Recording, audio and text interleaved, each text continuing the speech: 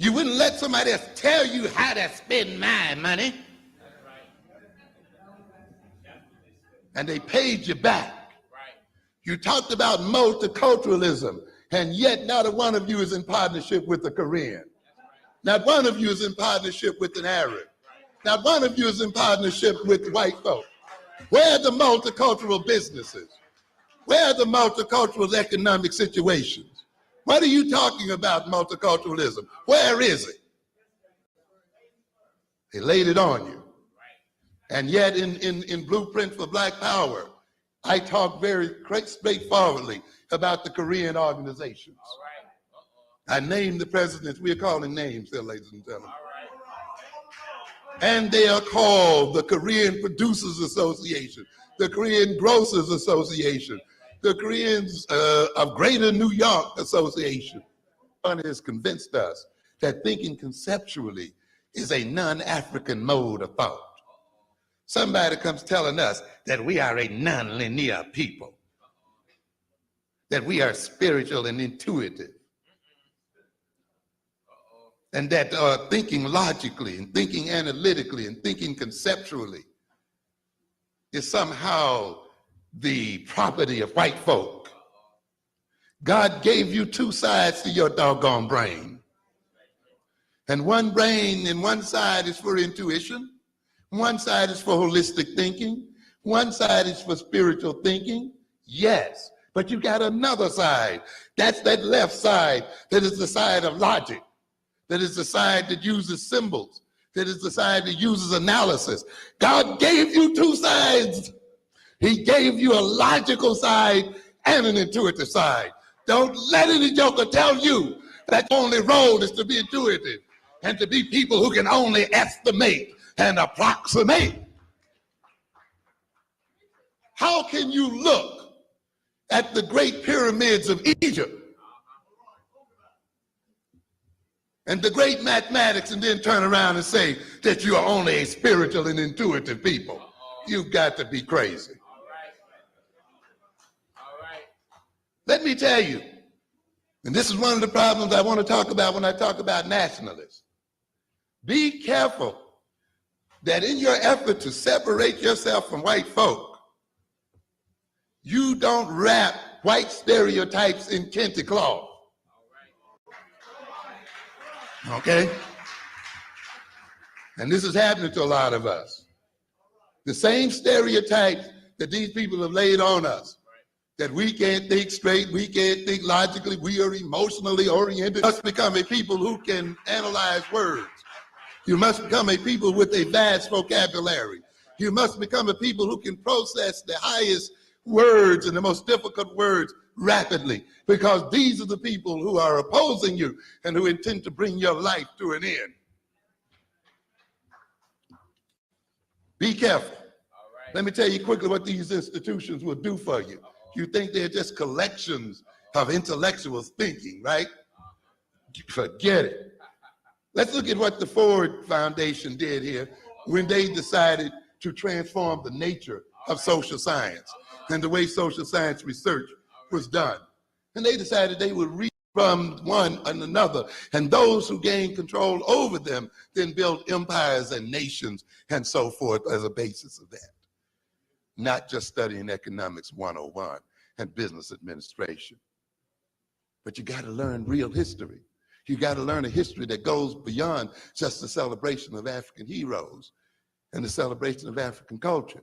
You got to learn how it's really done in the world. So these people now, many former fellows have added to our knowledge of the non-Western world through the publications of the results of research. Altogether, they have published some 373 books, over 3,000 articles and short monographs. Moreover, they have edited or contributed to another 516 volumes. This is how you change minds. What is going on with Henry Louis Gates? What is going on with Cornel West? Who says that black leaders, serious black leaders, must be race transcending? How the hell are you going to be a serious black leader and be race transcending? you know. But that's the dilemma of the assimilationists. They want race and not race at the same time. They want to organize black people based on blackness so that they can get rid of blackness.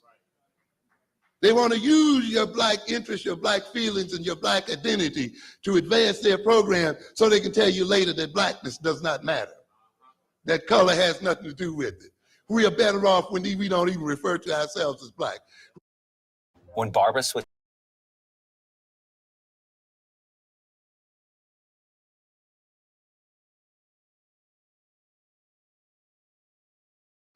What is good, my people? We are live back again with another live broadcast on the forecast.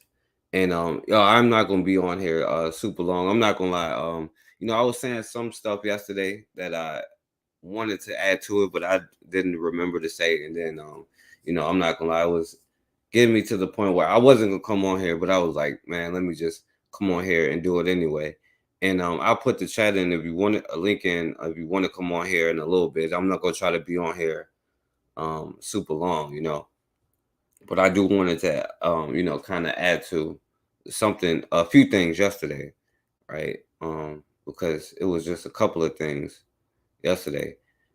And let me start with this one, right? Because yesterday, I was talking about even like with that whole part when I was showing like Donald Trump and the sister or whatever.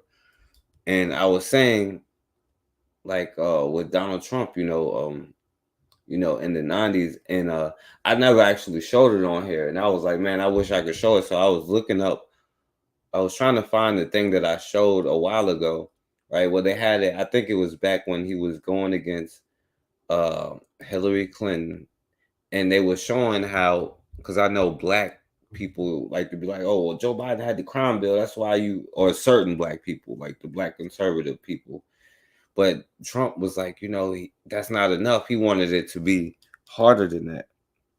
All right, give me a few minutes. I'm gonna send a link because just so I don't want to take it too long, because it's like a couple things I wanted to add up to it, right? But I could not find this story that I saw before because it was like on TV. But it was around this time when they was talking about how Donald Trump and Clinton and them was friends. And remember the interview, the part where it said that, and I'll never, if you get high, don't actually put it on here, but just for those go from one plantation to another. For years, he said the same allegations that you guys are talking about now were a waste of time, were wrong, were hollow, that Bill Clinton was a terrific guy, that he was a great president, that the impeachment was wrong, that it was a waste of time. And Hillary Clinton said Donald Trump was one of the smartest, best businessmen in the United States on several occasions. Now she's attacking him on these ads. Right, so she's bad. Right, pretty much, they was friends the whole time. I'm not going to spend a lot of time on this. I just was like, man, I don't know why I was. When politics becomes a part of the conversation, sometimes friends can become enemies. We know that, depending on their views, and that seems to be they're not enemies between two very famous families. We cannot take Hillary Clinton. It wasn't always like this. Hillary Clinton, I think, is a terrific woman. In the 90s, Donald Trump brought his sons to the White House, writing, "The First Lady is a wonderful woman who has handled pressure incredibly well." Bill Clinton and Trump played golf. They're members of my club, and I like both of them very much. And remember this? The Clintons at Mar-a-Lago for Trump's wedding to Melania. I said, be at my wedding, and she came to my wedding. I thought it'd be fun to go to his wedding because it's always... Right, so, it's whatever. But, of course, they are, like they still are, in on the same thing, But, so... I was showing this. I couldn't find the one I was looking for though. This might mess it up, but it is what it is. But this is the best I found, So like when people even say that, he was even tougher on him than the 94 crime bill to talk about Trump. You can't do that because it's no such thing as lesser of two evils. It's just is what it is. And not that this is hella important or nothing. It just be bugging me,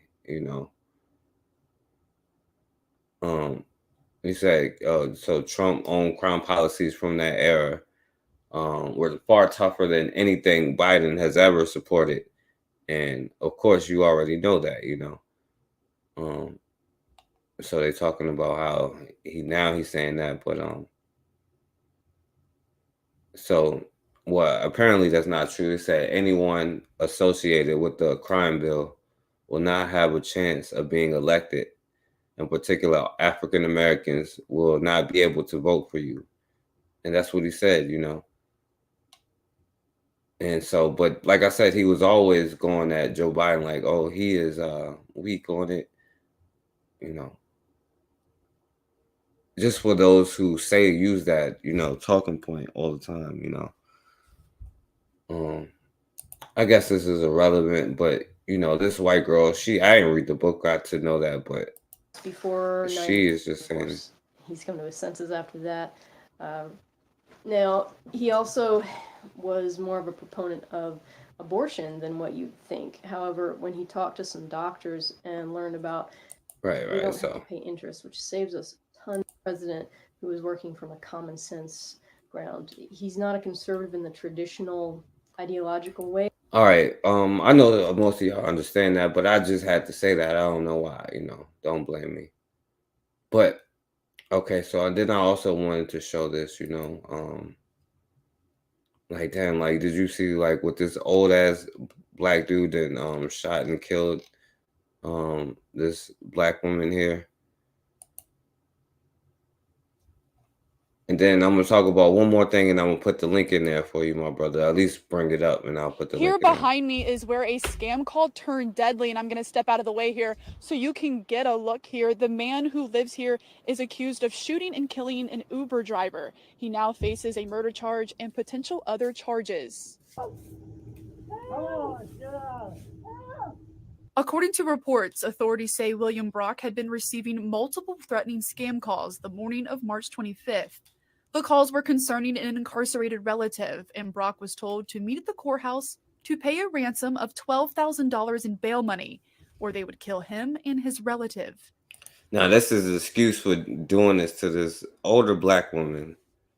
Around the same time of the call, Lolitha Hall received directions from the same person or an accomplice, instructing her to go to Brock's home to pick up a package for delivery. Dashcam video from Hall's car shows her arrive to Brock's home to pick up that package. According to reports from the Clark County Sheriff's Office, Brock allegedly had a gun. This video appears to confirm that. The incident report says Brock allegedly took Hall's phone and wouldn't let her leave, and when she tried to go, authorities say Brock then shot Hall. They started fighting, and he shot her 2 more times. Authorities received a call from Brock saying he had shot someone on his property because they were trying to rob him. When units arrived, they found Hall with multiple gunshot wounds, and Brock... And I know that there's a lot of black people that do these jobs, you know, and this is the point of being aware or whatever, you know, don't get caught slipping out there, because like 20 could go right, but that next one always could go left, and it don't matter who or what. And it's especially a lot of young people that do this job, or, you know, like college students or something like that. So, and older people. And as you see, like this happens, like somebody pull up to the wrong house, they start shooting and all of that. So like, I mean, really think about it, and always have a way to protect yourself, you know, and don't just be caught slipping, you know. Brock was bleeding from his head. Hall was flown to Kettering Hospital in Dayton, where she died. Reports say while officials were on scene, Brock's landline phone kept ringing, and when one officer picked it up, the man on the other line said he was an officer. And the real officer explained what happened and asked the caller to meet. And he agreed, but never showed up. We reached out to Uber, and they responded with this statement saying in part, quote, "There is no other way to describe this incident than a horrific tragedy. Our hearts continue to be with Lolitha's loved ones as they grieve her sudden loss. We have been in contact with law enforcement and remain committed to supporting their investigation." End quote. Uber also went on to say the account of the individual who ordered the Uber trip has been banned. The sheriff's office is also reminding residents to be extra cautious, and that no law enforcement agency or court... Now, I don't think they like charged them or whatever. I'm not sure. You know, I don't think they did though. Snap your W-2 and file. But you know, that's the importance of, like, you know, just being aware of your surroundings. An 81-year-old man is charged with murder in a Okay, strange so they case charged him that with murder. involved a county sheriff's office saying William Brock is charged with the murder of Lolitha Hall back on March 25th.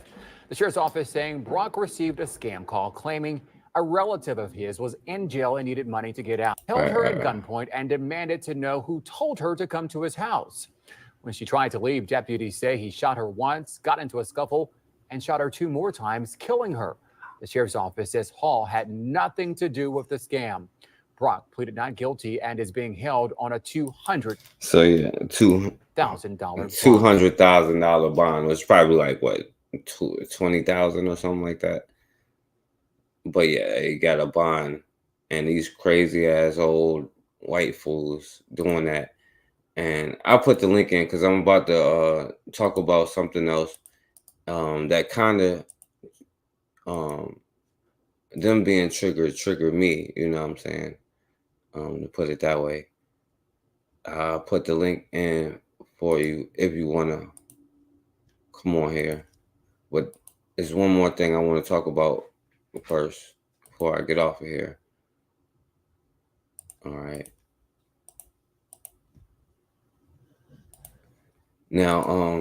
Now this is another one, right? Now this here is a sister, Sade Robinson, who they see here. Now it's one thing like interesting that I've noticed just watching all of these, you know, and you can see here the sister in the picture with her friends, and you know, it just seems like every person in, you know, the sister's life, and this is not to make whatever happened to her like RIP to this sister, but like I just didn't see. I'm gonna just play it. With cyber attacks on the rise, protecting your Say Anderson and Robinson were meeting up for that first date on Monday, April 1st. They started at a Menominee Valley bar, the Twisted Fisherman, before heading over to Duke's on Water, which is in downtown Milwaukee. That phone is then traced to right here, Anderson's home at 39th in Oklahoma. And we know Robinson was never seen again.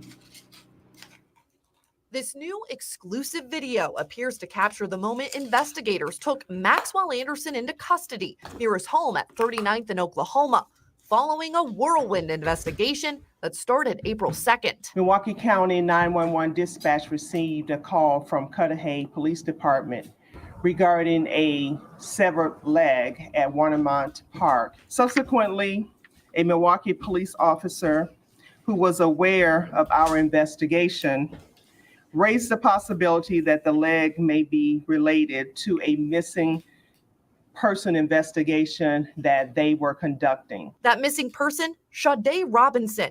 A criminal complaint released Friday says investigators used her cell phone records to follow her. Now this 19 or 18 or 19-year-old young sister out on this date with this old ass white dude, you know what I'm saying? And this is, you know, on some first date stuff here. Her movements the night before on April 1st for what was supposed to be a first date with Anderson. After dinner and drinks, Robinson's phone was tracked to Anderson's home for 3 hours. An hour later, her phone pinged at Kern Park. And then following a drive across the city, its last trace to Warnemont Park, the same spot investigators found that severed leg. April 2nd, the Milwaukee police found Robinson's car torched near 31st and Lisbon. Her clothes and phone in the trunk.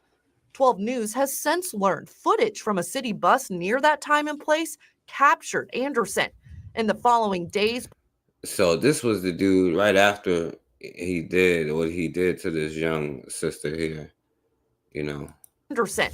In the following days, police and Robinson's family searched that Walnut Hill neighborhood and found a foot and human flesh. MPD returned to the area when Miss Robinson's family located her blanket. At this time, detectives located additional human remains. DNA results on the foot are pending, but DNA results confirm the severed leg is Robinson's. Do you know how she died? can't comment on that. Investigators also not detailing where the homicide occurred, a possible motive, a weapon, or what they found when they searched his home, other than blood in a bedroom and blood on the wall. Now that means he probably did some crazy stuff to her, you know. Now they went out on a date, went drinking, then went to another spot, then end up back at his spot. So she went back to his house. Leading to the basement. Law enforcement sources told 12 News investigators did find what was described as a sex dungeon. What did you find inside that home, specifically in the basement? Cannot release that at this time.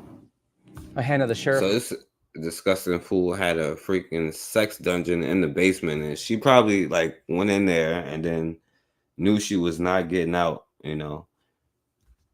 And listen, it's just, you know, this just disgusting, you know. Confirm they are reviewing other missing person cases to see if there's any connection to this one.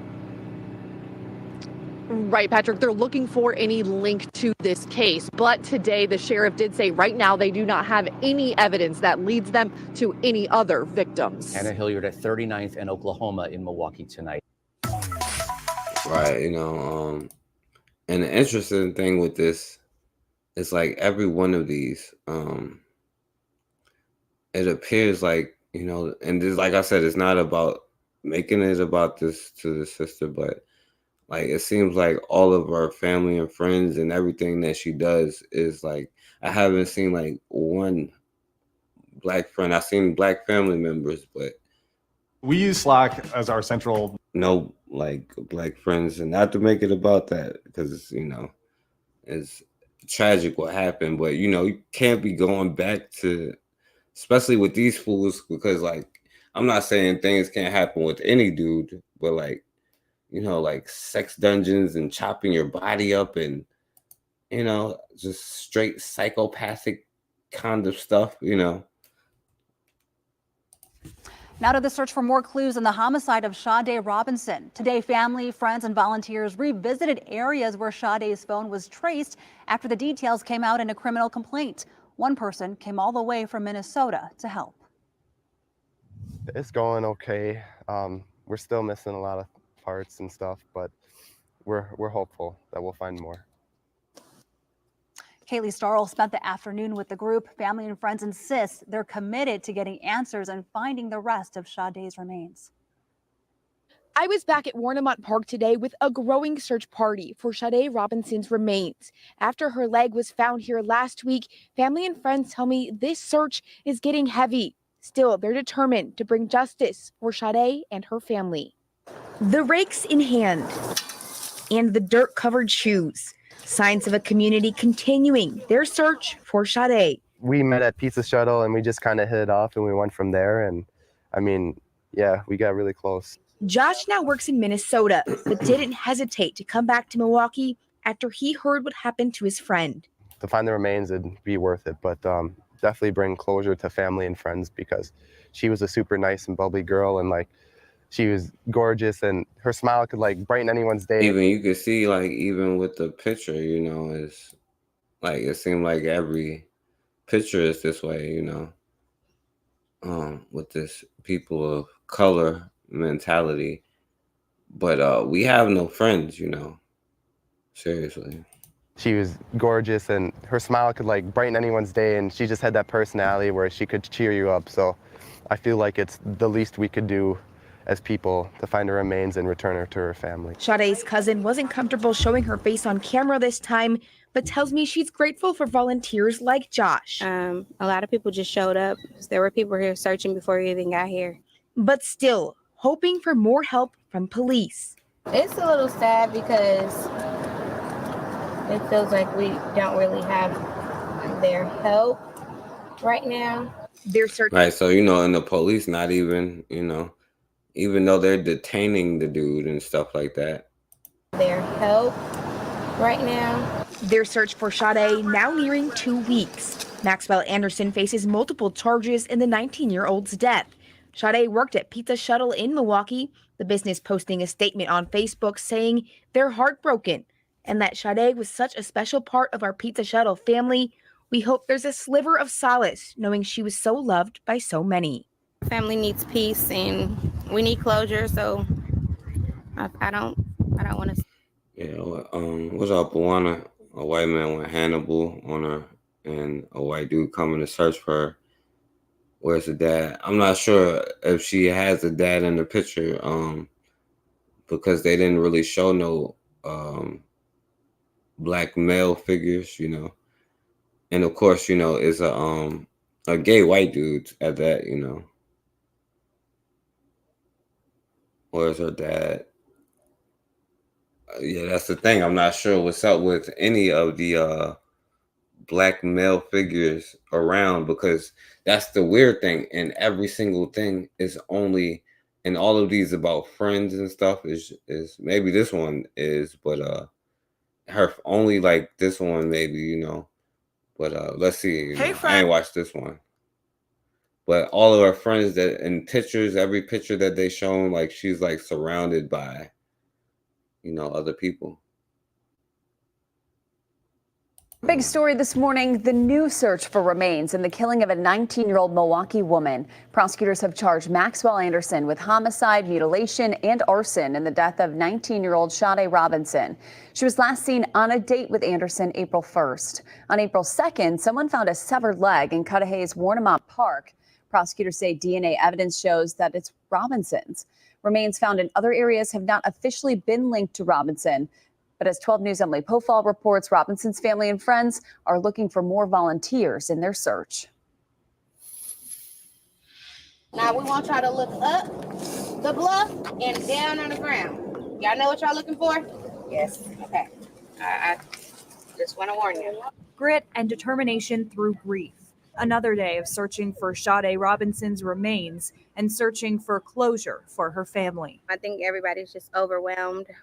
Tracking through water and mud, Robinson's cousin sits in Warnemont Park after searching all day, too exhausted to go on camera. It's just tiring because we're not getting anywhere. But our family needs peace and we need closure. So I don't want to stop. A group of about 20. They're searching places mentioned in the criminal complaint of Robinson's suspected killer, Maxwell Anderson, accused of scattering her body parts across Milwaukee County. The search party spent most of Saturday looking here in Warnemont Park. People we spoke to say they came out to help search to try to bring peace to Robinson's family. It was really hard terrain, and you kind of have to be a madman to do it well. This is Robinson's friend Josh. Like, I felt compelled to do that. I owed that to her. The pair met at Pizza Shuttle, where Robinson worked. She was gorgeous, and her smile could like brighten anyone's day, and she just had that personality where she could cheer you up. The group is still learning how to organize a widespread search party, and they're doing it with little help. I've never been part of a search or anything like this before. People want to get on the water because obviously she might be in the water and we don't have the resources. In Warnemont Park, Emily Pofall, WISN 12 News. The Milwaukee. Yeah, and they keep. That's what I'm saying. That's the weird thing about it. They keep putting in every single one of these. It keep being about that white dude. They got the picture here with her, with this dude here. That's the weird thing. And this young sister out with this old ass white boy. You know what I'm saying? And he looking crazy on the bus. You know. But yeah, they keep putting them in there. But you know, RIP to that sister. But you know, that's the thing, man. And see, I can't just do it with this sister. Now, I could have brought up, but this white girl just wanted attention. But what she does, you have millions of black dudes that be following her, or a lot of black dudes. I ain't gonna say millions, but a lot, you know. And I wanted to play a little. Afternoon, black men. Check in. I'm Booty Bree. And I got a lot of white girls looking for you. I like my men like I like my bowling ball. Chocolate. I like my marshmallows like I like my men. She likes her marshmallows. What's going on, my brother Pledge? How you been? Good afternoon, black men, chocolate men, brown men. I'm Booty Bree. And I've got a lot of you guys checking in, which is great. We really appreciate you. But we are now looking for all white women. I'm calling all white women to check in the comments if you love you some black chocolate men. All right, so you see this white girl doing all this nonsense, right? But then she turn around and do this, you know. Guys, I don't know what to say, but I was in the hospital and I realized that my name was Booty Bree, and this is what happened. This is what happened. And I just had to let him punch me because I deserved it.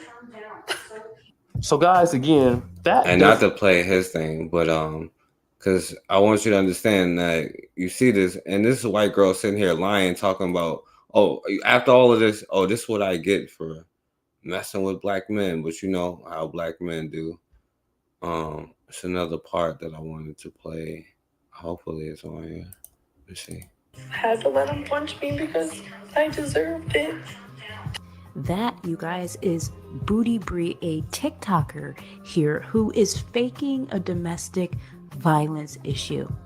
This on her eye is a filter, but what really has me upset is her hashtags. The two ones that stick out for me is help and black men up at the top there. How dare you fake a domestic violence issue and tag black men as your hashtag? How? Was this for clout? Was this for some sort of views? Why would you do that? This is the most ignorant thing I have ever seen, and you are deserving of racist of the day. I expect you to go private. I expect you to issue some stupid apology, but it will not be accepted. And what happened was she actually pinned that video to the top on TikTok, if you can see. All right, so you know, but Domestic violence. And then like the next thing is like one person be like, oh, Booty Bree is domestic violence. And then everybody's like, oh my God, Bree, domestic violence. And then like the next thing is like, oh my God, Booty Bree fetishizes over black men. And it's like, oh my God, Booty Bree fetishizes over black men. Go get some water, bitches, and keep running. So clearly she's not. All right, so you see how crazy this white bitch is, you know. But you know, the point is, right, we just don't seem to, you know, understand or get All it, the you best. know. So all right, let me see. All right, hold on. Yo, what's going on, my brother? Yeah, she faked it. But yo, what's going on, my brother Anthony? You on mute, my brother. I'm good. You hear me now? Yeah. Okay. Yeah, I hear you. What's going on, my brother? Hey, what's up, man? You doing all right? Yeah, I'm good. Yeah, me too, man. Man, we don't never learn, do we, man? Yeah. What you think about those ones I showed earlier, my brother? Yeah, you know the one about the sister, man. I had heard something about it on online, man. I ain't hear a lot, but yeah, that's messed up, man. I mean, yeah, you know what I'm saying. You know, cutting up body parts and all this little shit like this, man. You know, that kind of stuff that just, you know, that really gets to you, man. But I'm like, what we gonna learn, man? That you can't.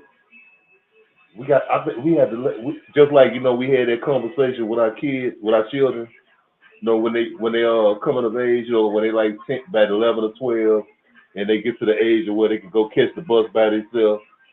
You know what I'm saying? Or go somewhere on their own, and we give them that conversation. Now look here, if you get into it with the police, no, I mean if the police stop, you know, we give them that talk. You know, to let them know how to, you know, because we want, the bottom line, we want them to come back home, right?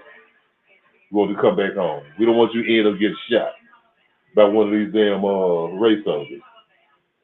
I'm like, why we don't give our children that same conversation, man, with dealing with these people? I mean, on an everyday basis. I mean, not just the police, but just white people in general. I mean, really people in general, you know.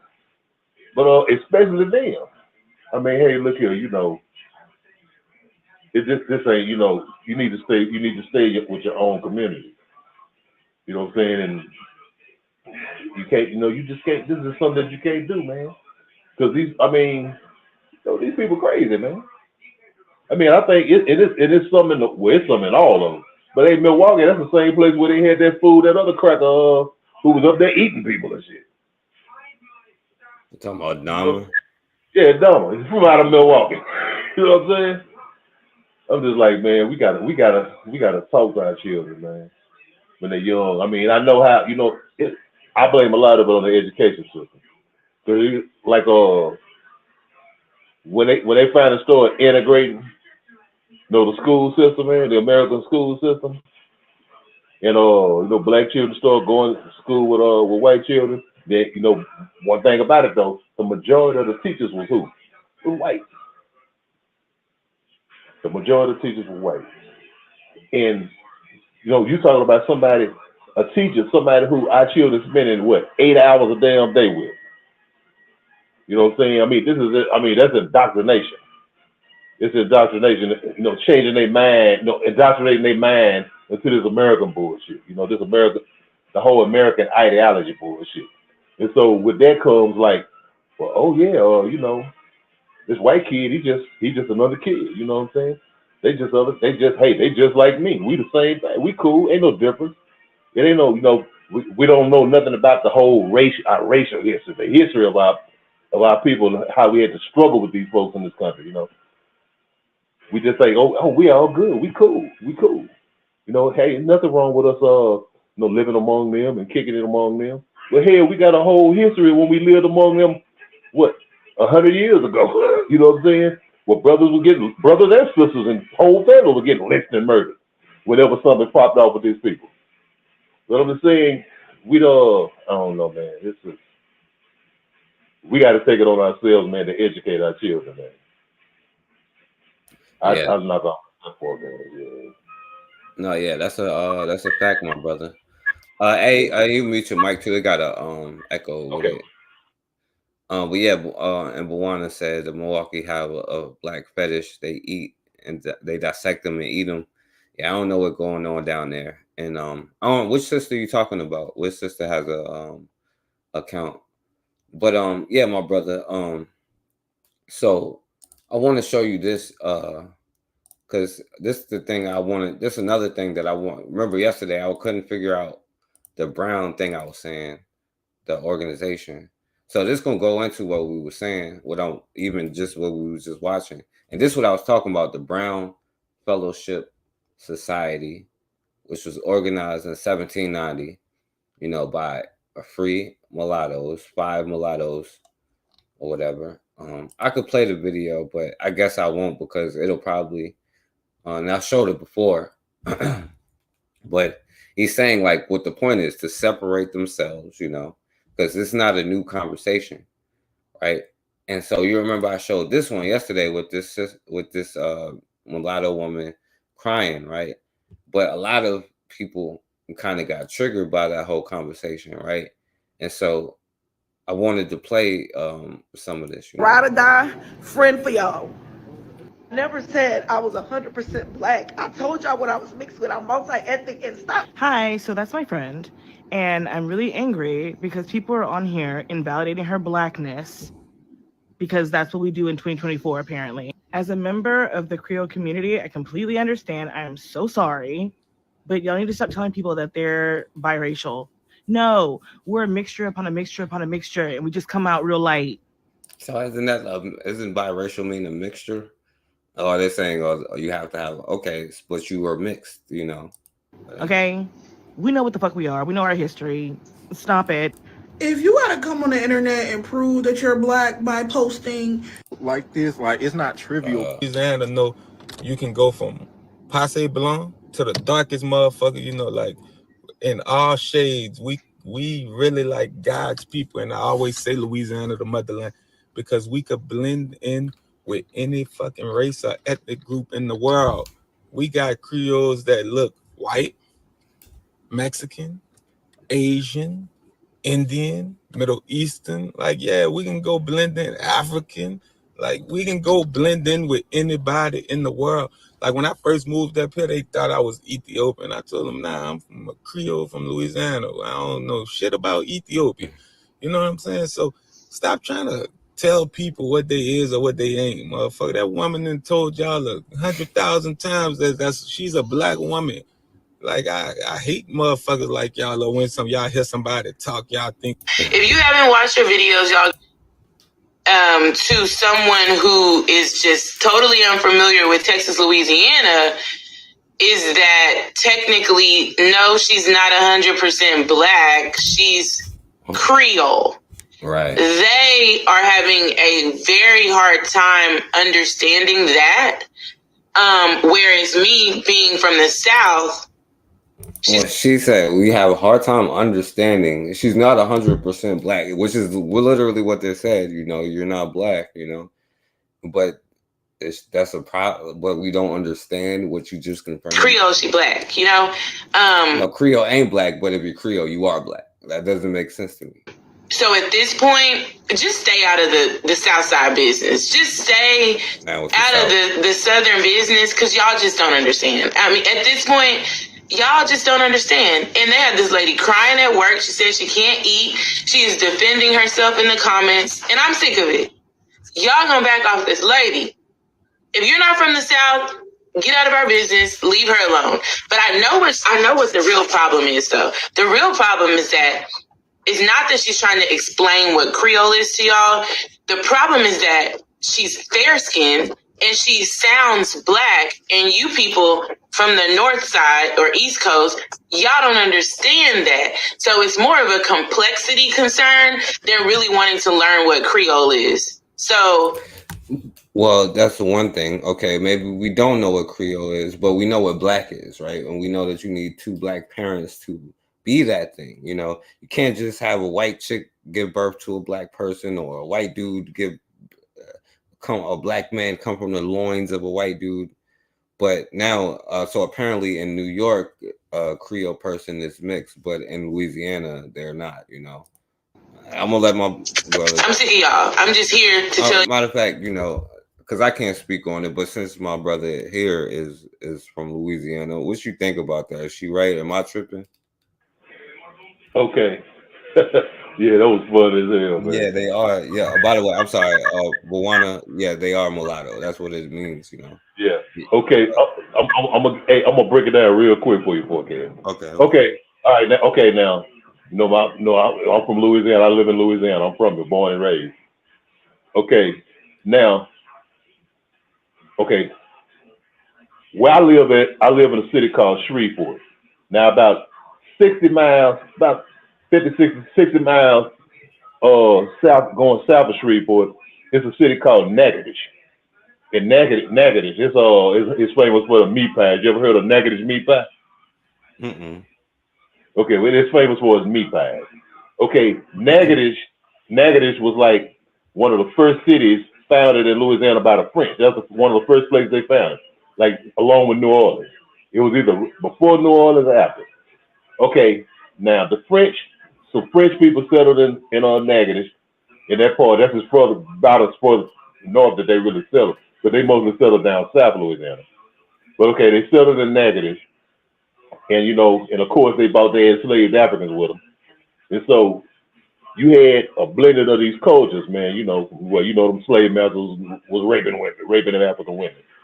Well, anyway, you had a group of people. And they still in Natchitoches right now. See, Natchitoches it's a river called the Cane River in Natchitoches.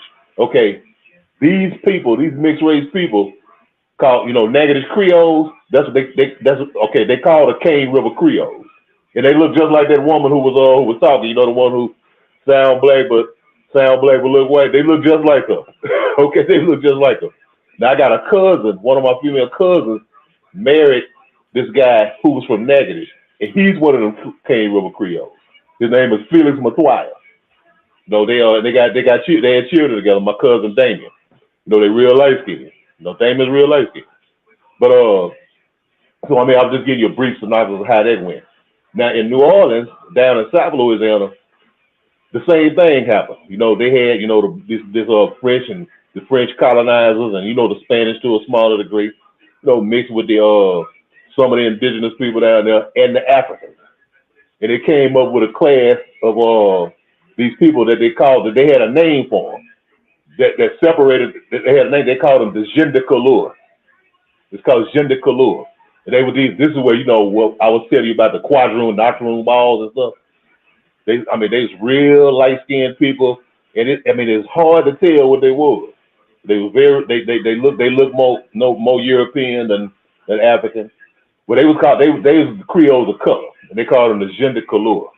Okay, moving on to around like 1896. You remember this landmark case? They had a landmark case in New Orleans by this brother. He was well, I ain't gonna say brother, but he was a Creole. He was one of them Creoles, and his name was Homer Plessy. You ever heard that name? Homer Plessy. It was all Plessy,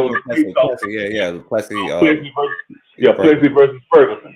Right. This was the beginning of what they called the Jim Crow laws. No separate but equal. And all that was behind, guess what? It was behind Plessy. See, Plessy was one of those Creoles who thought, okay, I'm not white, but he was one of those. Yeah, look here, he was damn near white and he wasn't black. You know what I'm saying? You see, they wouldn't let him sit on a rail car. You know what I'm saying? They wanted him to go back and sit with the black people. You know what I'm saying? Yeah. That's what the whole case was for. Because he thought, they always that Creole society. I mean, they was an organized society down there.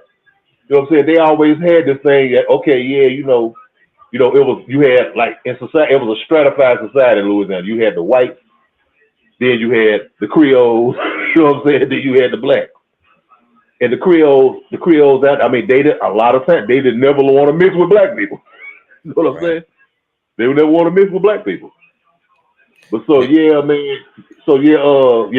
to say something good? Yeah. I just want to add on some of the stuff you were saying before you keep going. Because you're right. They brought all that French crazy stuff after Haiti with the mulattoes. You know what I'm saying? They brought that down to Louisiana, like you were saying. And then with Plessy versus Ferguson, it was actually the train company because they didn't want to make more cars. It was really to save money. So they got a dude trying to break the separate but equal thing, and so they got him because he, like you said, he looked like he was 1/8, black. But they was like, no, one drop rule, separate but equal, and so and then. Like I remember watching something it was a movie about Thurgood Marshall. He was like, every time that we want to have our own thing or they want to have something, they say, well, see Plessy versus Ferguson. That's why I say every time we want to have our own, tell them see Plessy versus Ferguson, But anyway, I didn't mean to cut you off to say that, but go ahead. No, you did. But like, I was just saying, the interesting thing, I was looking at that brother. You see the brother who said he looked like some people think he's Ethiopian. I mean, to me, you just look like a regular black guy. You know what I'm saying? Right. I mean, an average, not a dark skinned black guy, but he looked kind of like me, my color. So I don't know what he's talking about. But I mean, that whole Creole term has a lot of meanings in Louisiana. Because what is a Creole? Well, a Creole was a French person or a Spanish person or any European that came over from there, came over here in Louisiana or came in America and had children. Now they weren't Creoles, but their children would be Creoles because they was born here instead of born in France, the old country. That's what a Creole is. Okay, see, that's what a Creole is.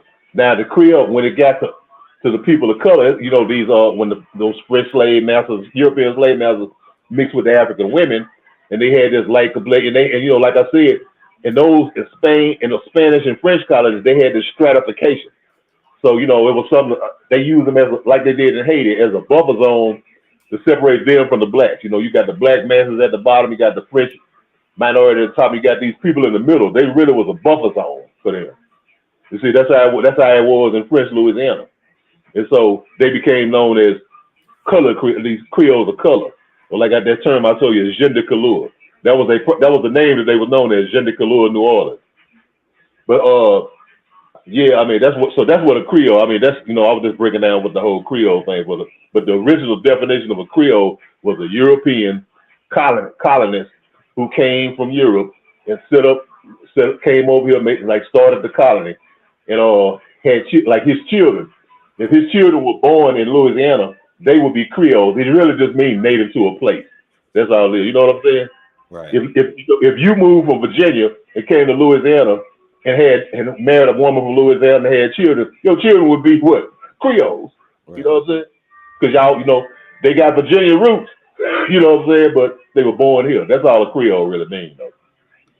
Yeah, because like the brother mentioned, it's like Creoles not just here, it's Creoles in different places, you know. Yeah, Creole everywhere. It's just a Spanish word. The Spanish word for, you know, for, like you said, it's mixed race. You know, it's mulatto, it's whatever, anything that you can call that says mixed race. You know what I'm saying? Mm-hmm.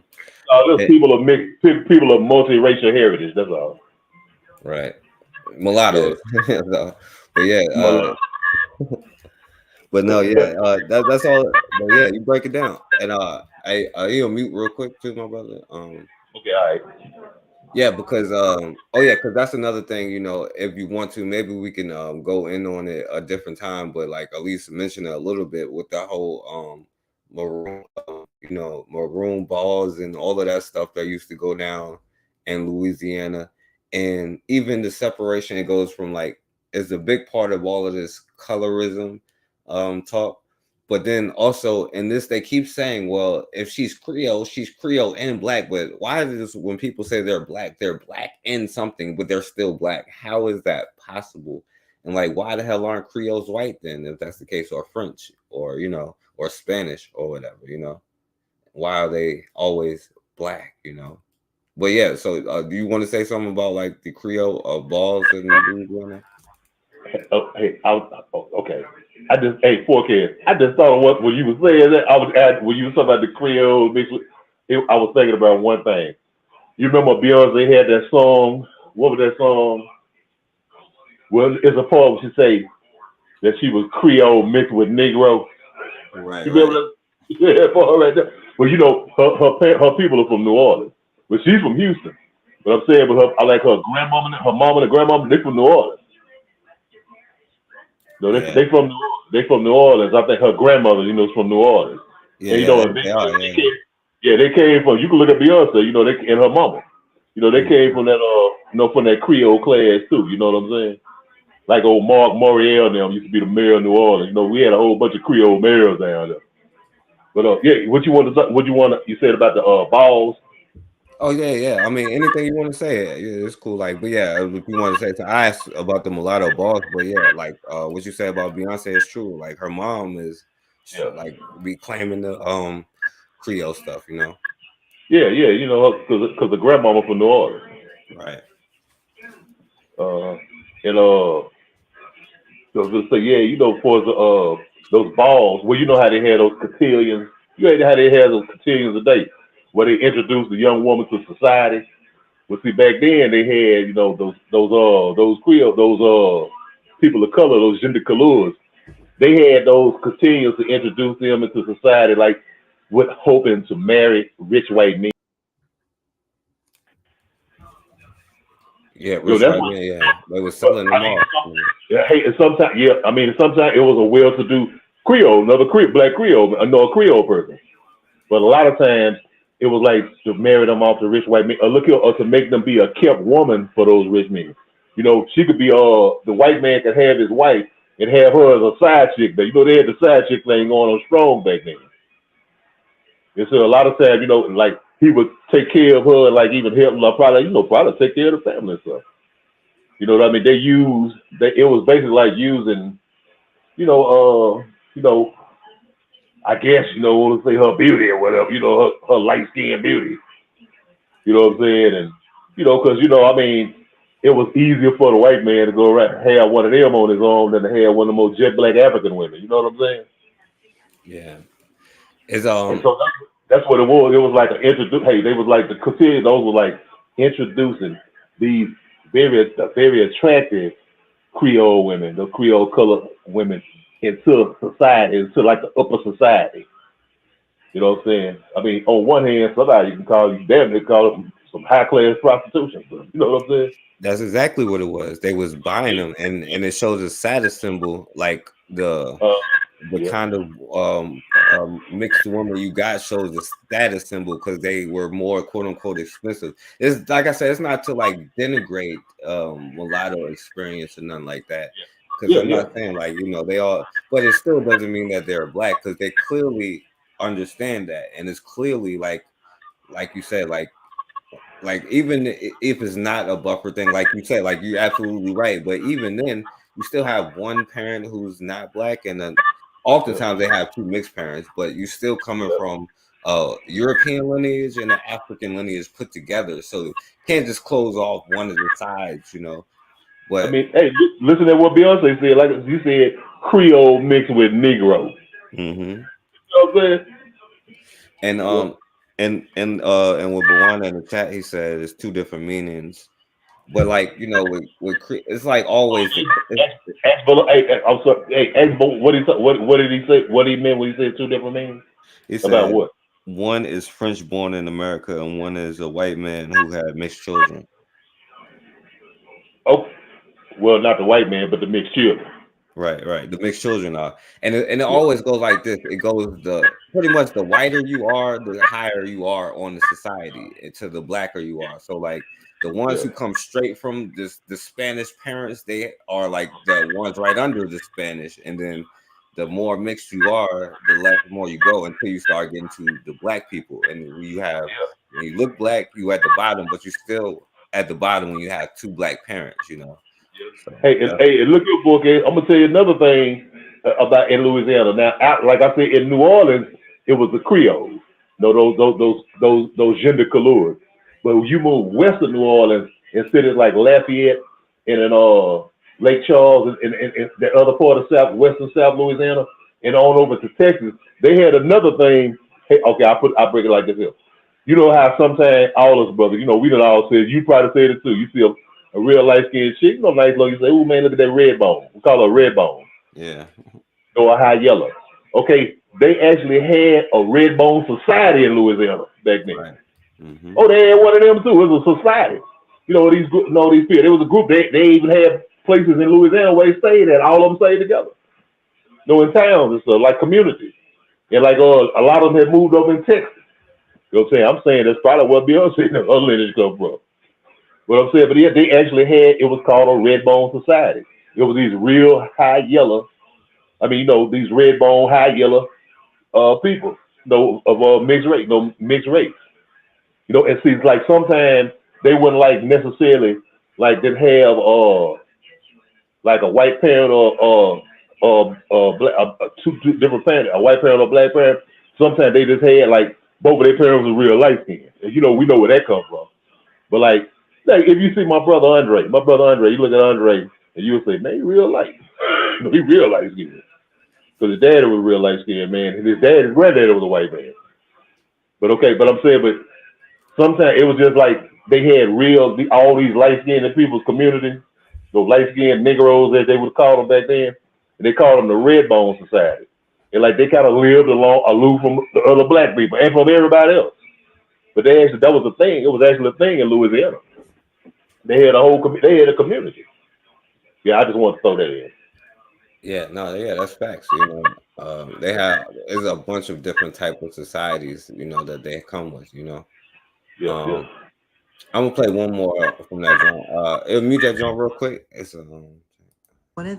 there's a few issues here. One, the chick is crying because I guess people are saying, excuse the way I look, because Lord have mercy. I'm just getting up.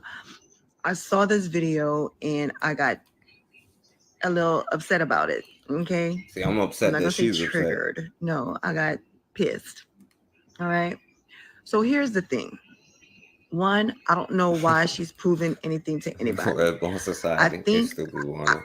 I know I've seen her videos, and I think it's more about education of Creoles in Louisiana. And I get it, and I appreciate that. But Creoles, we're Black. You know, there are those Creoles that consider themselves Creoles, and they're not Black. But baby, like I always say, how does that make sense? We're Creoles, we're Black, there are Creoles who are not black, but they're Creoles. Like what?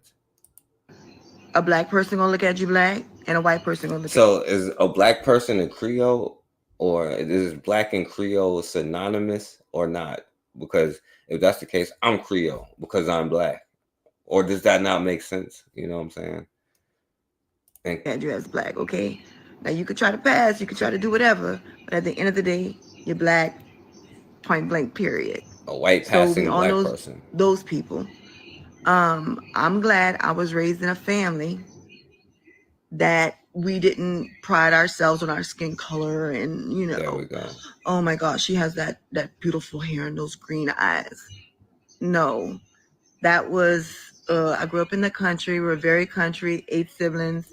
Well, we do pride ourselves on we're proud of being black, you know, and that's a very important, that's a very thing that we love to be who we are, you know, so. 2 parents, both of my parents, brown eyes. Okay. 3 of us. I have green eyes. I have another brother with green eyes. I have a brother with blue eyes. I have, All right. but we are black, y'all. Skin. And the thing that gets me is, and again, both my parents have brown eyes, but we are black, y'all. And the crazy thing is why is that an issue? Why we can't look like this and be black?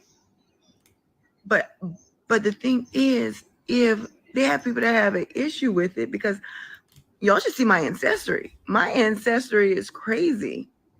Listen, Like I'm talking about from Scotland to Europe to, oh my gosh, France to Congo to y'all. She named like 5 European places and then the Congo, you know, it's probably a process of rape, you know. It's crazy, but here's the thing.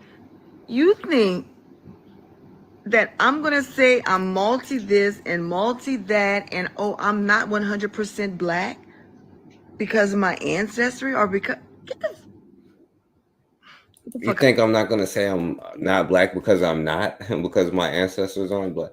Like, I don't know. Maybe I'm tripping, my brother. I don't know. You want to say something? Yeah, man. I don't know, man. I think me and my brother, we was getting into we was talking. It was not a debate, man. But we was talking to see.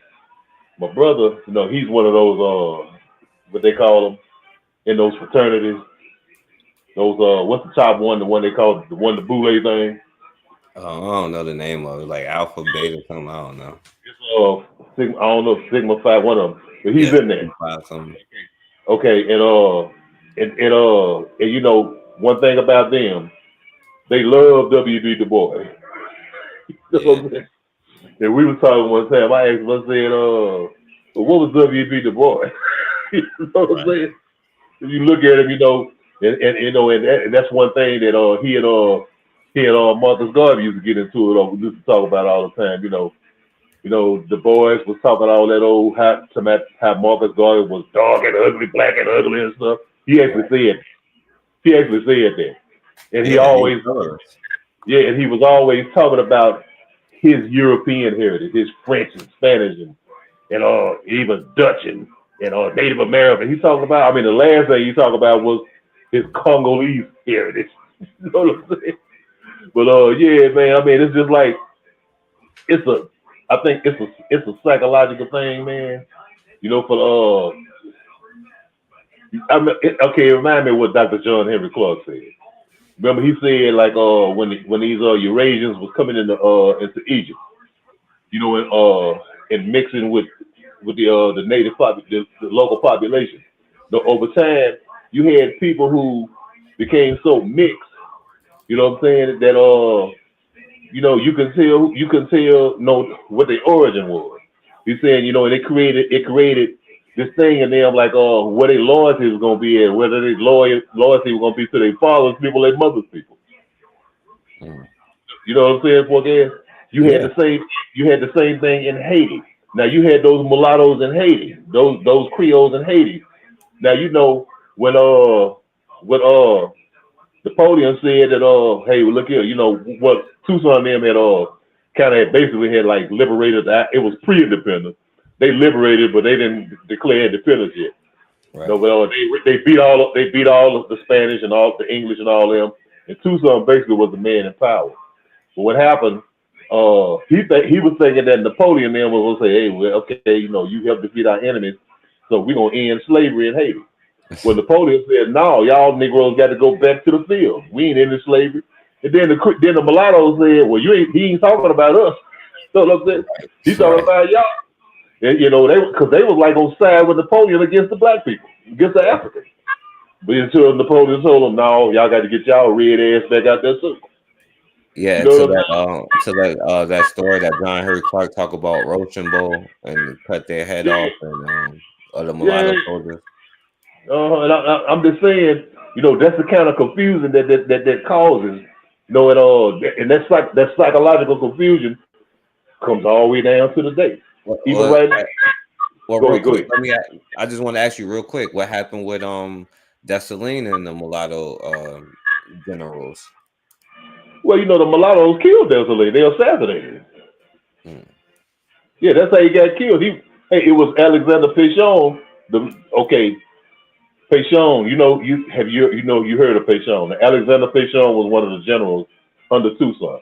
Though he and Dessalines, you know, you had mulatto generals and you had the black generals. Well, Pétion was one of the mulatto generals, and he had hashed that. They hashed that plan to knock off Dessalines. Then they knocked off Dessalines.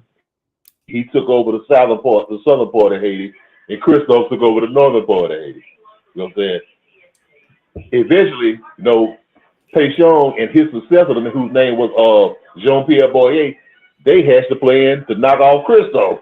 You know what I'm saying? But Christophe he had a rebellion. They started a rebellion. They lit the fire for the rebellion against him.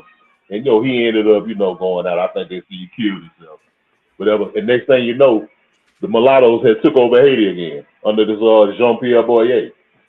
So, I mean, you know, they always, you know, that's psychological indoctrination of, you know, I'm better than them black people. I mean, it's been in our, you know, it's been in our people ever since then. Mm-hmm. I mean, even you have to admit, forecast, you know, and I know I had when we was young guys. I know I had when we was in school. We seen a pretty red bone girl. We're like, man, she's fine as hell. You know what I'm saying? You remember Cooley High? Remember the movie Cooley High? Mm-hmm. Well, Priest they were talking about the red bone chick. Oh, she stuck. She don't talk to nobody. You know what I'm saying? Yeah. Like, I'm not gonna lie, I'm guilty of that. Like, you know, my girlfriend was like darker skin. Like, I never like discriminated or nothing against you know, women, like darker skinned women. You know, my girlfriend was like that, but I noticed that because I thought I was like, oh, equal opportunity employer or whatever, you know. But like anytime it was like a red bone, like she would be like, oh yeah, I already know like what's up with you. I'm like, damn, I need to, you know, get it together. You know what I'm saying? Yeah. You know, like I'm saying, I mean, yeah, you know, all my girlfriends been beautiful black women too. But you know what I'm saying? When we would see these in high school, and you seen that pretty, because it was always just a few of them. And we seen them, you know, that in our mind, that psychological stuff in our mind went to working and thought that and lifted her up like she was prettier than all the other girls. Right. That coon You know, chip. that's all I'm talking about. Yeah, that coon chip get activated in us, you know. But I'm gonna play this part. Recently, a huge controversy erupted on Three-fourths massa. poet. Let's take a look at the clip. Someone who is 3/4 massa and 1/4 coon. Obama is a mulatto. That's the one-drop rule. Too harsh a reminder of civil rights false promises. A little too bright is the light in my skin that shed light upon what lactification trauma is. These are the confessions of a quadroon. Confessions of a Quadroon is absolutely my most well-known piece of work and my most requested by family and friends. Someone who is 3/4 massa and 1/4 coon. someone who changes color. That's about right. I'm 3/4 master, 1/4 coon. Now I wanted to play this sisters thing here, but I'm gonna skip some of it because she was kind of reacting and responding to this, and she was saying something interesting. Let me see. I'm not gonna play. And maybe my story is just a little too honest. I'm black and proud. I'm black and proud. I'm just as white as that Mona Lisa. I'm just as black as my cousin Keisha. I'm biracial, so bye, Felicia. I don't want to see on your phone that you have an album called Parents and Grandparents to show me that you're black. Wrap it. That closure and that understanding. She hangs out with black people. And then or it's not even biracial. 1/4 panic is going to be Logic. Right? So let's watch some of the things that Logic has made. And like, to be honest, I'm not sure. I'm going to double check, but I feel like Logic has said the N-word in his music. And Logic is a white person. Logic, and the fact that, the only way that Logic was able to get to the position that he was because there must have been some black people who co-signed him along the way. And whoever those black people are, call them out. We need them at the forefront because what is going on over here? And this man over. But yeah, let's get into it. Fucking no, see I'm half white and half Negro. Papa was a black man, mama was a racist. I'm not, you ain't black, you a motherfucking white boy. But my beautiful black brothers and sisters want to act like I'm adopted. I'm black and white, but racism I still cannot evade. Somebody pinch me, black man screaming trying to convince me I'm not black. So why the white man want to lynch me? Growing up she called me, the kids call me cracker. Did you know I'm mixed like Obama? All right, so and she said something interesting in this about like how they some people will be like, yo, I'm proud of my blackness, or even mulatto people will be like, I'm proud of my blackness, but their spouse be not black, and then their child would be like a freaking like Patrick Mahomes be like a damn white girl, or I guess the people know Meghan Markle's child is the white kid, you know what I'm saying? But like, at what point does this stop? I think it stops at the first time you make that decision. But you want to say something about that? Okay.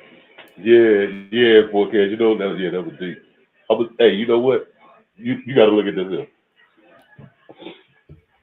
I'm gonna tell you exactly what it is. See, them people, them. Hey, I'm just saying, man, them hungers is evil, man. They evil, but they evil geniuses. You know what I'm saying? They diabolical geniuses. Cause see what this is and what black people don't see. We could say, okay, yeah, man, we having a cookout. We had the cookout at the house, and all of that family at the house, and then one of our cousins bring his white girlfriend there. You know what I'm saying? Or one of our cousins bring her white boyfriend there. Okay, guess what? Next year at the cookout, guess what? He brought his family to the cookout. You know what I'm saying? The white boy, the white girl brought their family along, to the cookout. And then guess what? One day you're gonna turn around, guess what? Everybody in the yard gonna be white. You know what I'm saying? What I'm saying is this right here. They using this here to erase blackness. To erase blackness. It's plain and simple. Okay, I'll give it to you like this here. They got, remember that show called Blackish? Mm-hmm. That show called Blackish. Okay, yeah, after Blackish, what was the name of the show that came after Blackish? Because see, Blackish was the beginning of the cookout. What was the second show after that? What, it was like Whitish or something? It was called Mixedish. Oh, it's that. You know what I'm saying? It was called Mixedish. You know what I'm saying? You hit it on the head when you was talking about Patrick Mahomes. Now Patrick Mahomes' dad is a black man. You know what I'm saying? Okay, he married that white woman. Here comes Patrick. Patrick growed up, boys like, a lot of boys, like marry a woman that kind of remind him of their mom a little bit. So what he gonna do? He gonna marry a white woman. You know what I'm saying? So one day you gonna look around and all of Mahomes is gonna be white. Yeah. You know what I'm saying? They're gonna all be white. What I'm saying, that's on a smaller scale, but I'm saying on a bigger scale, the whole interracial thing is to push the disappearance of blackness. Exactly. And bro, go ahead. No, I just wanted to say, because I did one thing where this brother as a mixed brother. He was in a car with a white girl, and then they called the white girl an N-word lover, and the mixed dude shot at them and killed one of the white girls, and I talked about it. But his father was a black man. His no, I think that was a different story. But anyway, one of them, father was a black man, the son was mixed, and the daughter looked like a straight Mexican because there was another one with a dude. The son was messing with a Mexican, and the grandchild looked like a Mexican little girl, and the grandfather looked like a straight black man. And I was like, he didn't straight washed out all this black men. Yeah. Hey, okay. I was just thinking about something. Now check this out, okay. Now you remember, check this out real good. Look how I'm gonna tell you how slick they is. Now you remember, I know you you younger than me, but I can remember when I was like probably about 12 years old, man, 11, 12. You know, that's when I really became like a serious NBA fan. You know, playing basketball. My team was the Seattle Seahawks. I love Gus the Wizard Williams. Okay, at that time they were saying how basketball was like the ratings was, basketball people weren't coming out to see games so much. They weren't coming out, because like all that period throughout the 70s. What happened was, like the NBA started off as all white, but then you get to the 60s, and then in the 70s, almost all the majority of the players was black, and so they started saying that, man, it wasn't as many people coming out to see the games and stuff like that, and it was lagging. Then you had this old honky, was his name David something, the one who became chairman of the NBA. He came out. Yeah, Stern, yeah, that old cracker. He came out and became chairman of the NBA. And what happened? They had this old white boy who was really an average white boy. He could shoot the ball. He was an average white boy at Indiana. They played a college championship against Magic. Larry Bird, who I'm talking about. They brought Larry Bird in, and they played it like it was Magic and Larry, how this big play, but really, it was Larry Bird, the white savior. You know what I'm saying? The white savior to come and save basketball. Now, fast forward a little bit, because they said the word was the NBA was too black back then. It was too black. So even if you go on in further in the 80s, when after Bird had left, you had Michael Jordan and the brothers, was still, we had really took over now. Celtics was out the way, the white team was out the way. So you had Jordan, and and it was Jordan's NBA. It was still too black. Now, okay, now I'm gonna bring it home. Now, if you look at it right now in the NBA, the NBA is do you see how many of them light-skinned brothers in the NBA? Yeah. Mm-hmm. You ever look at it and just see it's so many of them. I mean, it's so many real light-skinned brothers in the NBA. I mean, it's a shame. You be like, God damn. I mean, it's just like you could tell that there's a plan. Man, we got they lighten the NBA up. You know what I'm saying? So and then along with that, now they bring in players from Europe. Right. So Yeah. I was gonna say, yeah. Yeah, and you're gonna look around one day, and guess what? The NBA gonna be most of these is gonna be white and light. You know what I'm saying? Yeah, I mean that's on a small level. You know what I'm saying? Or what they trying to do in society. I'm saying it's the erasure of blackness. Yeah, I mean, and the thing about it is though, like a lot of those former NBA, because a lot of them is NBA sons, so a lot of those former players was messing with white girls, and now their sons is now in the league now, that's how you get But everybody like Ben Simmons, you know what I'm saying? Right, exactly. And then of course and they're trying to make like Luka be the greatest white boy ever, like put him up there, and then they try to make even with that white girl in college, that's why I'm like, I don't know why any black person would be like, yo, this average ass white girl is the best. Like, what are you talking about? 4K. Man, 4K. Oh man, I'm so glad you said that. I just had to bring that up real quick. Man, I was looking at that show Speak, with Emmanuel Acho, Joy Taylor, James Jones, and Shady McCoy.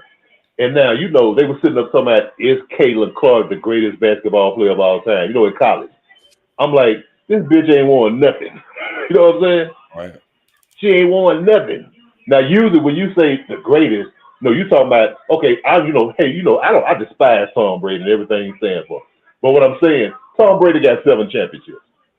You know what I'm saying? So if you was to say If you was to come to me, 4K, and say, you know, Tom Brady the greatest quarterback, I would be like, you know, no, he ain't my favorite. But I said, but I can't argue with, you know, he got championship. Well, you This could bitch- say he this what- cheated for most of them, but yeah, go Yeah, ahead. that's it. But you follow what I'm saying? At least I'm saying he got a crutch to stand on. You know, well, hey man, ain't nobody else got 7 championships. Okay, I get you on that. But I'm saying this bitch was in college for 4 years and ain't won nothing.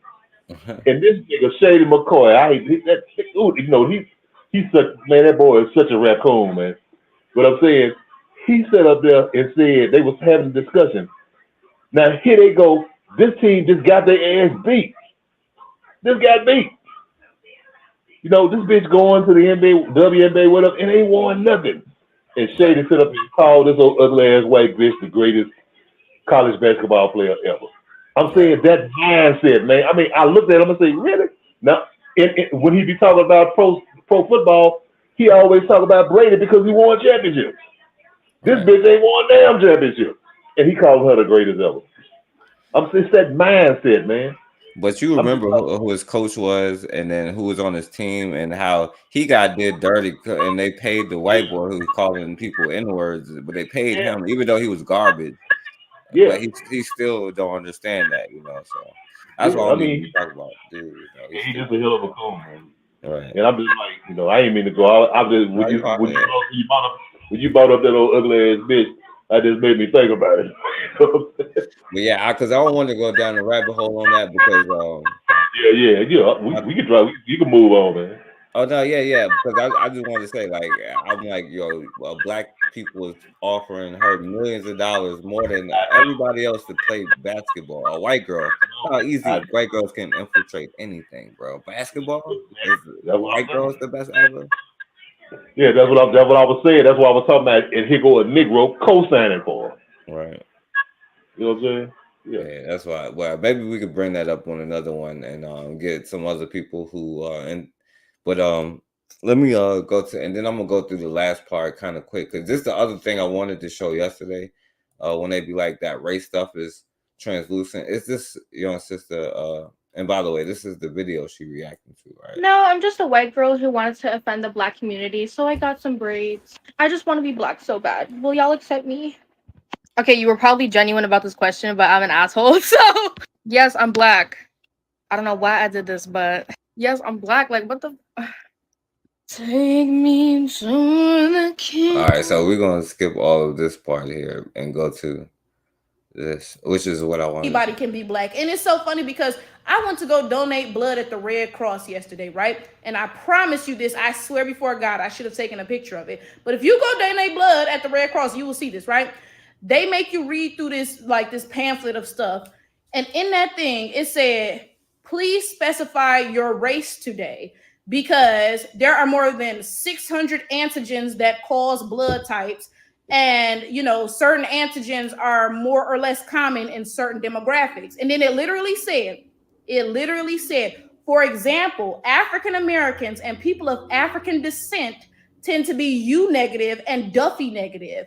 And it helps when people receive blood if the person they're receiving it from is as similar to them as possible. So they said, please check your race. So do you think I can go in there and say, well, golly gee, race is a social construct. I think I'll check Asian. That's how I'm feeling today. That's not how it works, you goofball. So you telling me that the Red Cross, okay. All right, so, and you get the point of that one. I think it was another one.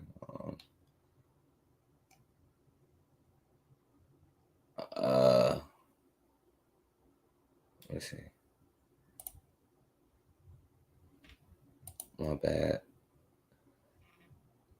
But yeah, you I don't know if that little Asian girl was serious or she was just trying to get a reaction. You know, she probably just was, but no, I'm not gonna lie, you know. Somebody said, not the cultural appropriation with the braids. I came out of a black woman. And it's about to be summertime, so I'm gonna be outside, so y'all really can't say shit to me. Okay? It's not my fault. I'm pasty. Okay, it's giving yogurt, but it's about to get puree. Y'all notice something that happens every time somebody checks somebody who looks white but is actually biracial, right?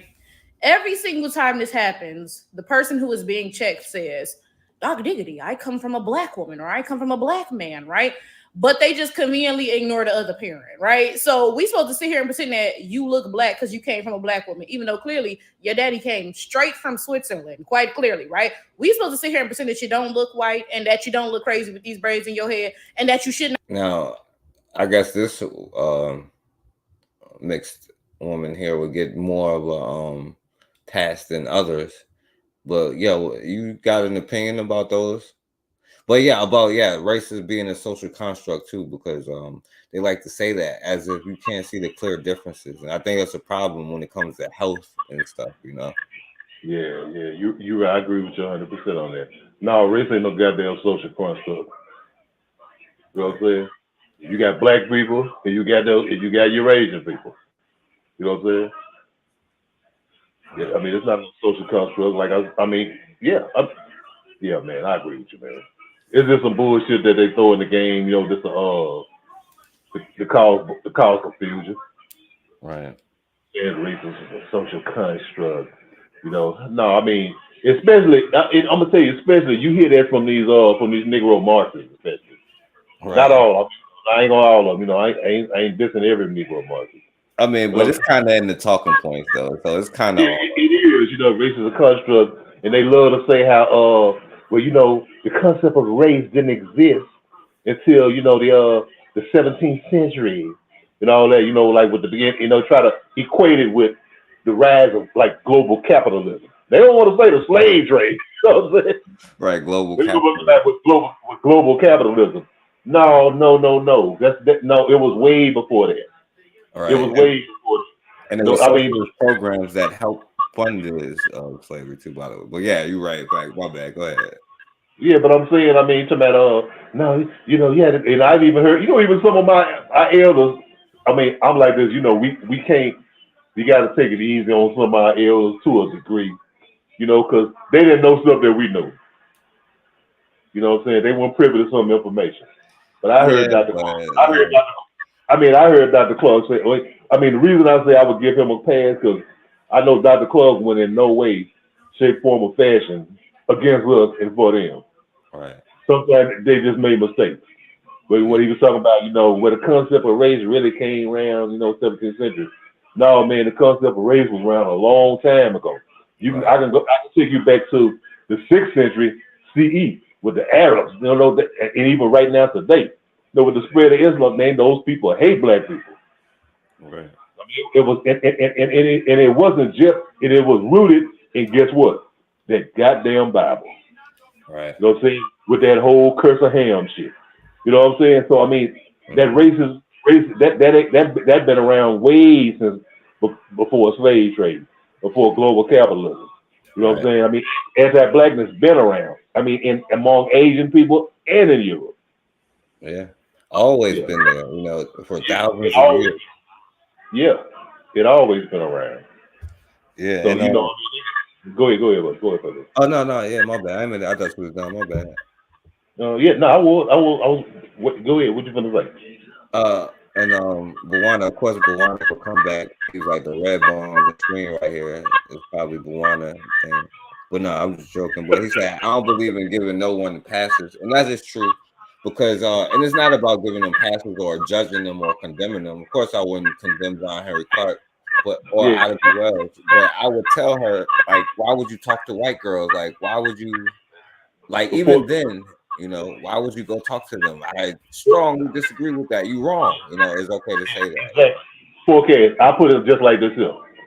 Look here, like, say you're a parent, you got children. Sometimes your children say the wrong shit or do the wrong shit.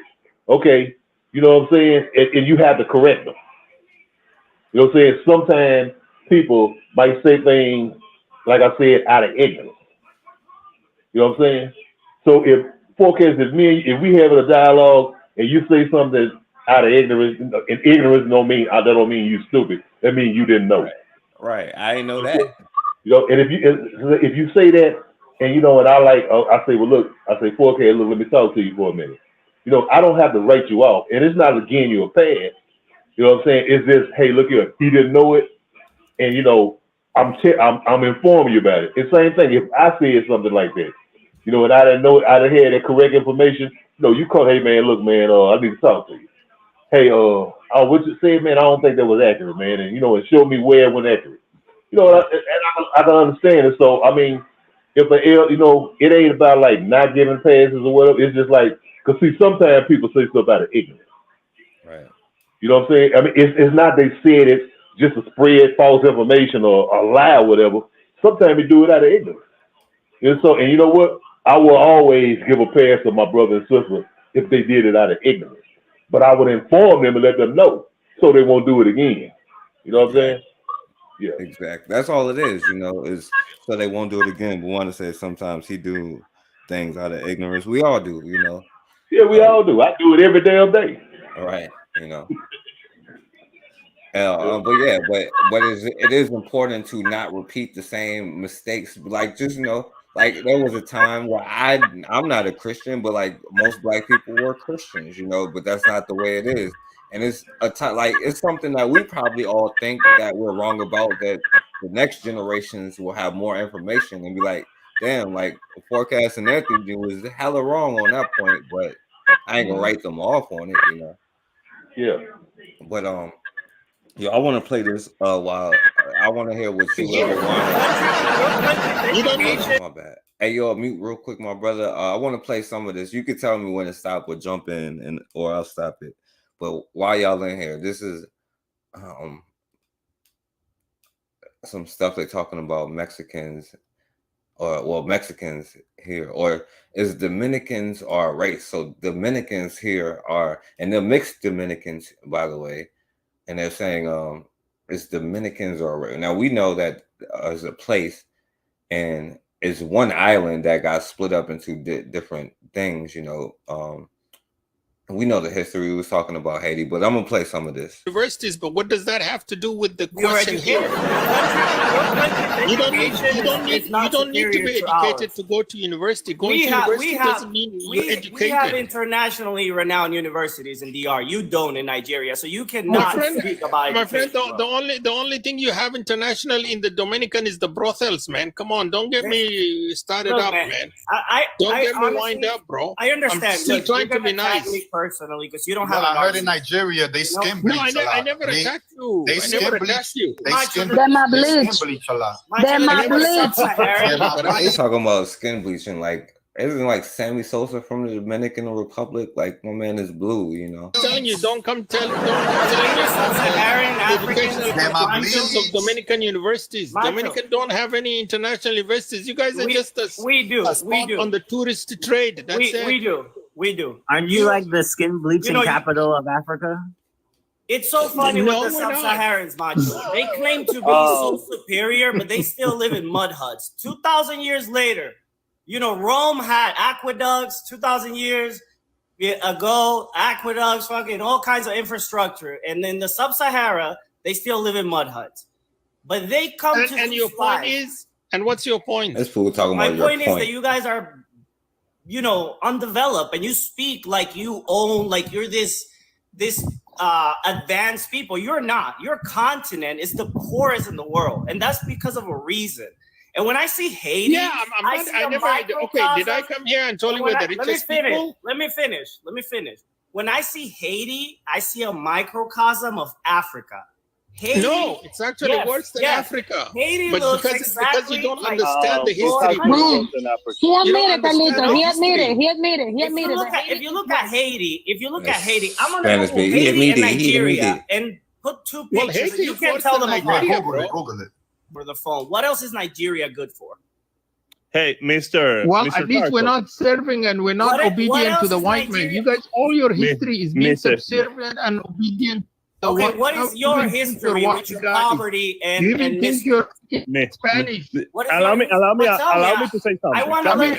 What is Nigeria good for? So why do your countrymen flee to grow up and be real men? Carlo, why do you guys to say cross the something. Mediterranean in boats, in pangas to Europe if you hate the Europeans so much? Why you keep going there? Carlos, give me a second.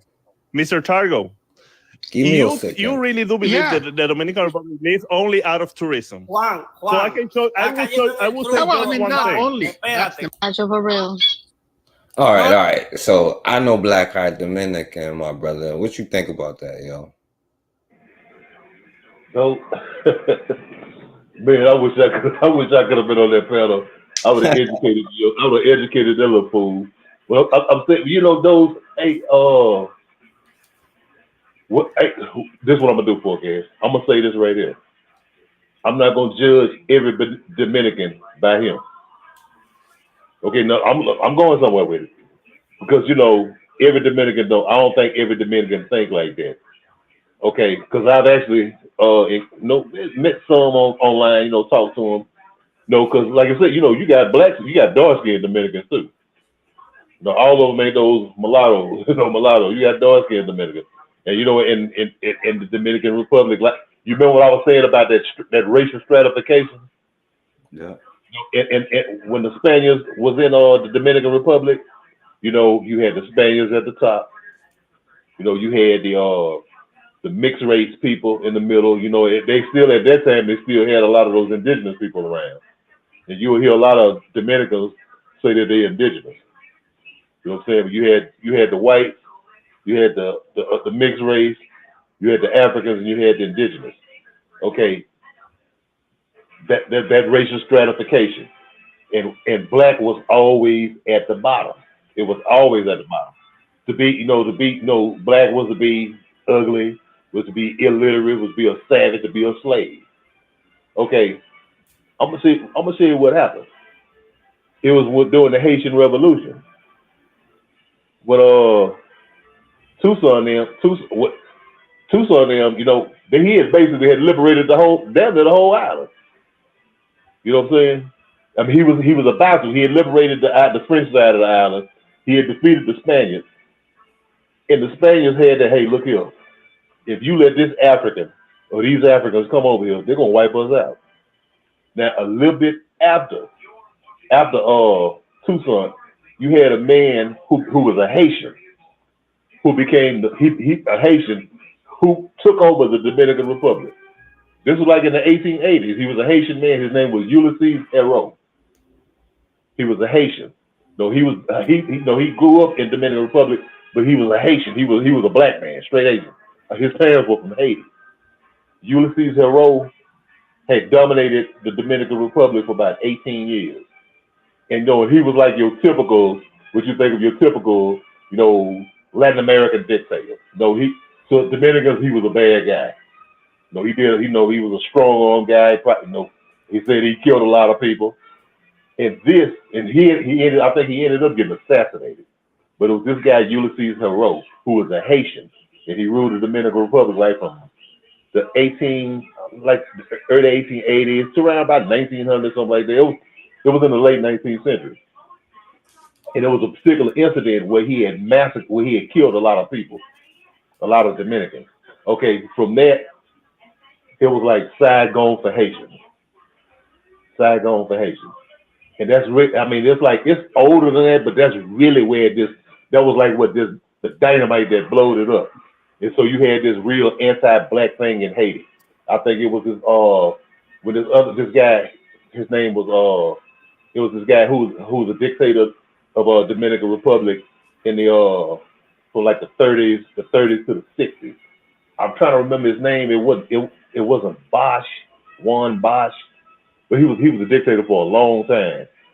Okay, it was an incident in the 1937 somewhere. He had killed like 4,000 Haitians. It was like an ethnic cleansing thing. You know what I'm saying? He killed a lot of Haitians, a lot of them. And so I'm saying, I was just trying to give you the background to this whole thing, man. You know what I'm saying? Of these Haitians, these black, ugly Africans. You know what I'm saying? As opposed to us, lighter complexion. They actually think they Spaniards. Yeah. They think they Spaniards. You can see it all over Latin America, where you had the minority, those European descendants, those Creoles in Spanish countries, like whether it's Mexico, countries in Central America and South America and Argentina. Well, they actually call themselves Spaniards. They're European. They call it. Yeah, it's a whole culture of white is best. You know what I'm saying? Throughout it's a whole thing. You go to Mexico, you know, the fairer complexion you are. You know what I'm saying? The higher up the social ladder that you get. You know what I'm saying? They had a thing. I won't go on so long. I'll stop out right there, man. No, you good. Because I definitely agree with you. And in this case here, right? Because this dude here that you hear talking, right? So it was a Black Dominican woman who was trying to say, "Yo, this is my people," and so he got mad at her, like, "Oh, you trying to quote unquote blackwash Dominican people?" Because they do have that. And a brother used to come here all the time, and he asked me to talk about Argentina one time, and we did because he's from that area. And like you said, it's that whole mentality where it's this mixed thing, and it go back even farther than that, like you were saying. Hey, 4K. Let me interject real quick. Look, you remember Dr. Jerry Ball? You know Dr. Jerry Ball? Yeah. Okay, on his show, remember they used to have these two sisters who was on the show. One of them, her name was Sharice Burton Stelly. The other one, her name was Layla Brown, the dark skin, thick sister. Yeah, the sister Burton Jordan, like she be tripping. She be saying some like crazy stuff, and she's smart, but she be saying like dumbass stuff. Hey, but check it out. Yeah, but check it out. The dark skin sister be with her, Layla. She was in the Dominican Republic. She was at a university. She like a teacher or something. And this is what she said. Now she sent people African, like look like me and you. You know what I'm saying? An African woman. Okay. She was at the university and she said this. I got the video. She said that a Dominican man, some Dominican guys had came towards her. Now here she is. She's a college professor. And you know what they said to her? They solicited her because they thought she was a prostitute. No, because she was black. Right. You see, that's the way they look at black women, black people in Haiti. Yeah, I just want to say that right real quick. No, yeah, I mean, you're right. And then even just look at what's going on over there now. They try to, and that's a whole problem with the black people over there now, Yeah. Man. Oh, yeah, let me show you this, right? Okay, go ahead. Let me mute. All right. Now this, I guess I could probably show it next time. I guess I'll talk maybe next time. I don't know. I'll see, but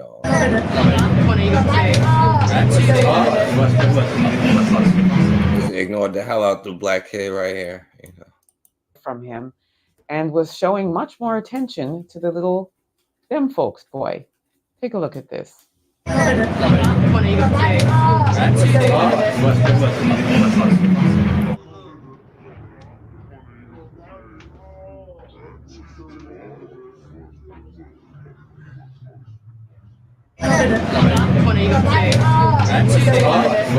Well, it looked pretty So, well, you can obviously see what's going on, but we put our children in those situations pretty often, and even over there in Europe, you think it's different in Europe. They be like, oh, it's like where they come from. Like, what makes you think that? But,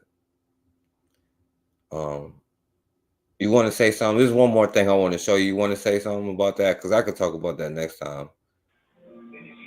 Yeah, man. You know what? I mean, it's like you said, man. We put our children in those positions. You know what I'm saying? To be around them people, man. That's trauma. We traumatized. That's traumatizing. You know what I'm saying? Put them around, to get that kind of behavior. I ain't faulting them on that. I'm faulting us on that. Man, don't put our children. Don't put us around them, man. Don't do that, man. You can go to the next one, okay? Go ahead. No, yeah, I mean, you're right. What you think this white boy was gonna do? And then it reminded me of that young girl who got skipped over for the medals and stuff like that. That was like messed up.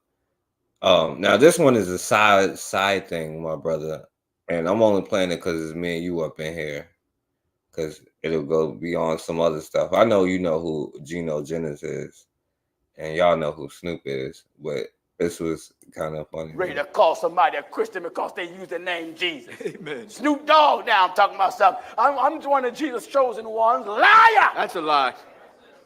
How in the world you one of Jesus' chosen ones that got your own porn? That's right. That's right. Huh? That's right. Got your own porn, making your own porn tapes, still smoking your weed? Still smoking. I wanted Jesus. So he'll make a song with Jesus. Yeah. Throw the name Jesus in there and still. That's right. It's the Snoop bounce.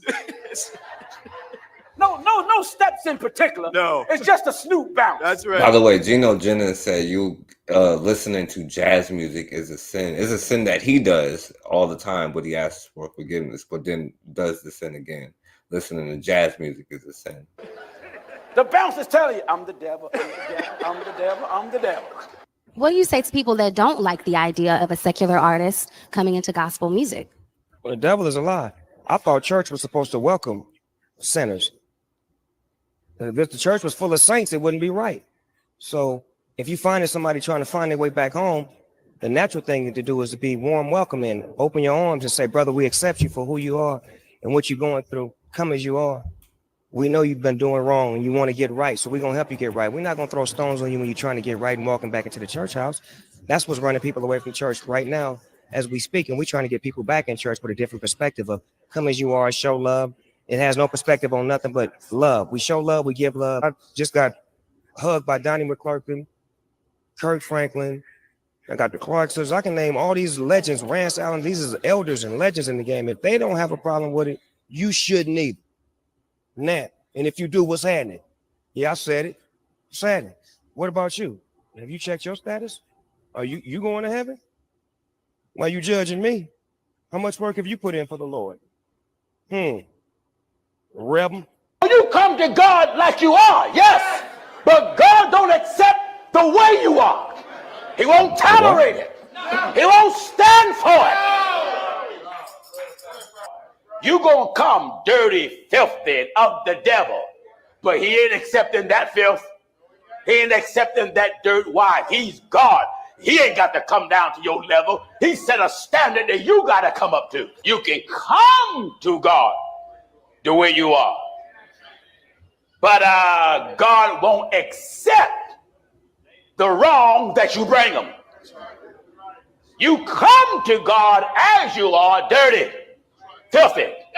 But God don't accept your dirt. He brings the word of God to clean you up out of your dirt after you come to him. God will accept you the way you are. He ain't never told you that lie. No! Amidst the heated debate. Oh man, so I thought that's why he was coming to there, so he can. But I don't know, like, but it's crazy all the way around from like each part of that. But I don't know. That was just crazy to me. I don't know if you got any thoughts about that. Yeah, man. Look at you know what? Okay, I'm glad you know. Well, like you, I'm not a Christian. I'm not a Christian. I ain't a Christian. That's why I just want to get that out the way. I don't believe in that fairy tale religion. You know what I'm saying? It's no offense to people who are Christian, but I don't believe in that bullshit. I mean, you talking about a God who got a standard, the same God who told some people to leave their country, leave a place where they was at, get up, go to another people's country, kill all the people in the country. You know what I'm saying? Kill every man, woman, child, kill the animals, set everything on fire. That God right there. You know what I'm saying? Save the virgins. That's bullshit. But yeah, you know, like I mean, you know, to me, you know, Mr. Jennings ain't nothing but a comedian. You know what I'm saying? He just a comedian. That's all it is. And, you know, he talk good, he say good, and he fire people up because, you know, I'm gonna use your word because, you know, we spooked out anyway. You know what I'm saying? So we listen to that bullshit. But as far as Snoop, nah, you know, man, I despise everything he stands for. You know what I'm saying? He ain't, to me, he's full of shit, and he always been full of shit. You know what I'm saying? Because he the type of person like to talk out of both sides of their mouth. You know, you want somebody you for peace right here, but still running around with blue flags in your pocket. You know what I'm saying? You promoting hate. All the shit that look at man, for everything that the trauma and everything black people been through this country, you know, this nigga done promoted drugs and all kind of shit in music. And still do it. You know what I'm saying? We don't need no goddamn no more drugs, man. Our minds already messed up enough. But like, you know, now, I mean, you know, I ain't never liked Snoop Dogg, man. I mean, let me change that. I ain't never liked his music. And I ain't never liked the messages that he put out. You know what I'm saying? I always looked at him as a fake and a phony. So to really, you know, to me, you got two Negroes who up here really saying much to do about nothing. You know what I'm saying? One of them talking about some imaginary God gonna do something to somebody, and the other one up here talking about this old foolishness that he's talking about. You know what I'm saying? And then that shows the respect level that he has as a human being. Now, you know one thing, me and you, and anybody else that we know, like in our group, like who the people we associate with, in our Black country community, ain't gonna talk to no preacher like that. Somebody, what you want to do? Right. You know what I'm saying, folks? Your mama slapped the shit out of you, said that to the pastor. Now, would you? Yeah. And you know what? Because mine would too. Don't you talk to the pastor like that? And you know, you know what I'm saying? It's just a respect thing, And me, I don't believe in. When I see a pastor talking, man, even when I go to church, I hear him get to talking about that pie in the sky and all that old stuff there, and I be laughing on the inside. I be laughing, but I ain't gonna go up there and stand up and say, man, why you preaching like that? I ain't gonna disrespect him like that, being disrespectful like that. That's what that dude was doing right there. You talking about, you gonna tell a pastor what you gonna do. So like you gonna go and whoop somebody's ass. You know what I'm saying? Oh, weak ass dude like you. But I'm just saying, to me, it was just something to laugh at, both of them. It was just something to laugh at because, what I seen was two clowns. You know what I'm saying? Right. I seen two clowns and arguing over some bullshit, man. There's really some distraction stuff, some old Negro distraction stuff. Right. Yeah. Yeah, and the thing is, I thought about it the other day because like something made me think about it. I'm like, you been having like Snoop Dogg, somebody who was supposed to be like gangster rap, because it was like listening to something from like back then, like Gin and Juice times, Then you think about it, he was on the damn cooking show with Martha Stewart. Like, how gangster is we? You know what I'm saying? Like this black people in the hood, like, oh, this Martha Stewart. You know what I'm saying? We be like mesmerized by something as simple as that. You know what I'm saying? Yeah. And I talked about I ain't gonna go in on. That's the only reason I played it, because it's just me and you in here. I ain't trying to, because like anytime like a preacher be talking, I'm not gonna lie, I be trying to read the Bible while I'm in church, but I can't really get past like the first 2 pages, But the more I learn about it, it's an interesting story. But I guess this is gonna be the most positive thing. Shouts out to Black Maggots for sending me this joint. This 15-year-old, we spoke about Nigeria. The dude, the wannabe white Dominican mulatto dude, said what has Nigeria ever done? But this young person here is probably the smartest. Correct. What is or are the prime factors? Correct. The cost of price of a gas cylinder is 8,000. 24,000. Correct. What is the 28. Correct. What is the sum of the prime numbers between 1 and 5? 10. Correct. Convert 70% to 7/10. Correct. Express 0.000. 2.4 times 10 is by minus 5. Correct. Convert 0.8. Correct. Approximate 5 to 5. 530. Correct. Simplify terms by minus 4. 0.00001. Incorrect. What is the square root of the product of 4 and 9? 6. Correct. How many hours are there from 10 a.m. to 4 p.m. on the same day? 6. Correct. Simplify minus 17 plus minus 8 plus minus 10. Minus 35. Correct. How many prime numbers is 1. Correct. Find the value of 60 minus 70 minus 4. 30. Correct. Find the HCF of 8. 8. Correct. Evaluate the square root of 6 bracket 6 plus 2. Correct. Find the product of minus 4 and minus 24. 6. Correct. Evaluate 25 minus 30. 55. Correct. Wow.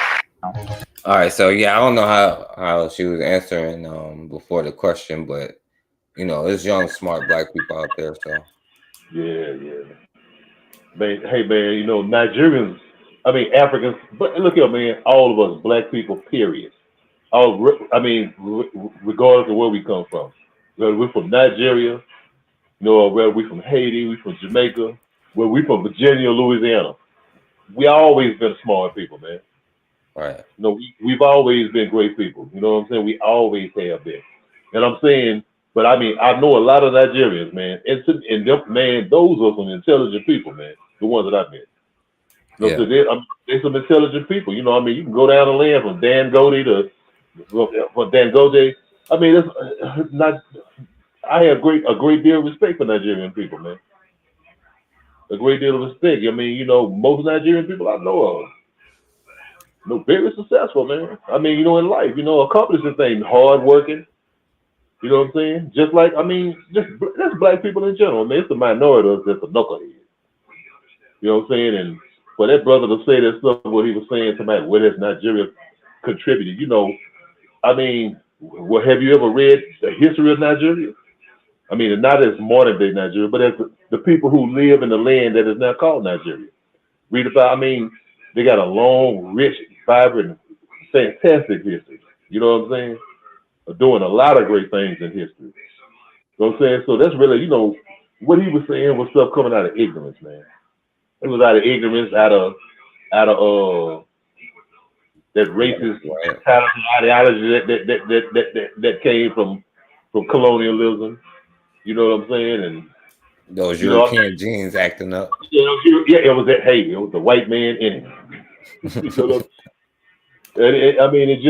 why I was saying I wish I had been on that show. So I could have checked this in, because how brother. I'm gonna tell you how some of our continental African brothers is. They don't really get into that argument kind of stuff. You know what I'm saying? They intelligent people, they soft spoken people. They really like to sit down and talk to you. But when you get into all that old O'Shea Duke Jackson type of stuff, when on the manosphere when people be cussing and fussing, they don't really do that kind of thing. Right. And so, he had that brother that Nigerian brother out of his character. You know what I'm saying? He probably was like, man, look, because you can see how he was always saying, look, man, let me say this. And all he was doing was hurling insults.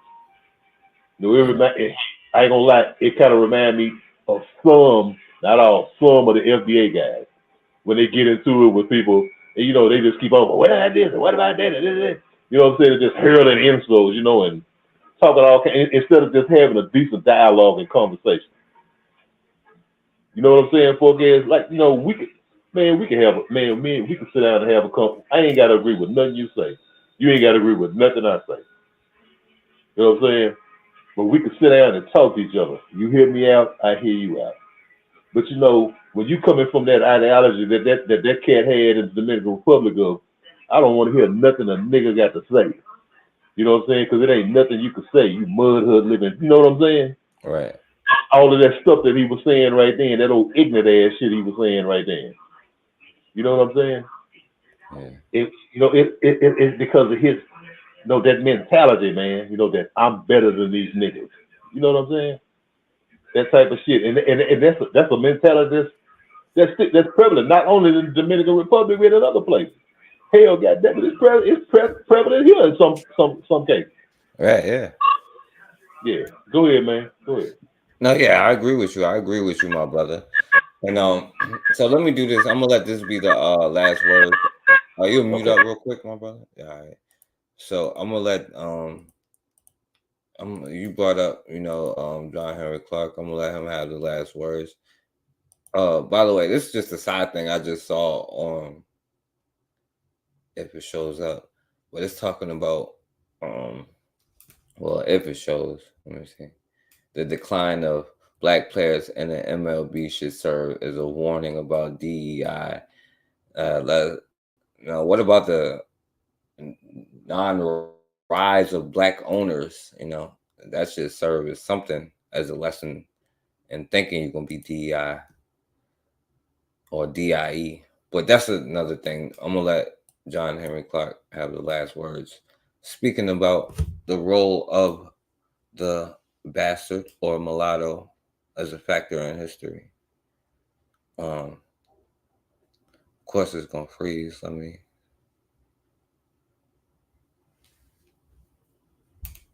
Hopefully it worked. All right, there we go. And I have studied it down through the ages. But I have always threatened to write a massive book about it and never wrote a line. I write out the title for the book. And I talk out chapters in the book, but I never write the book.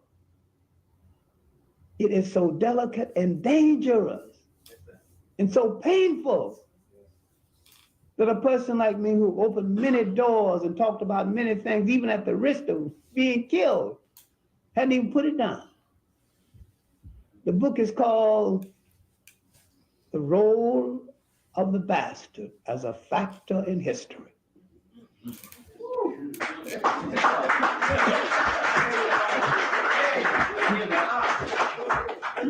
How people have bastardized other people through their women and used the bastard to control them.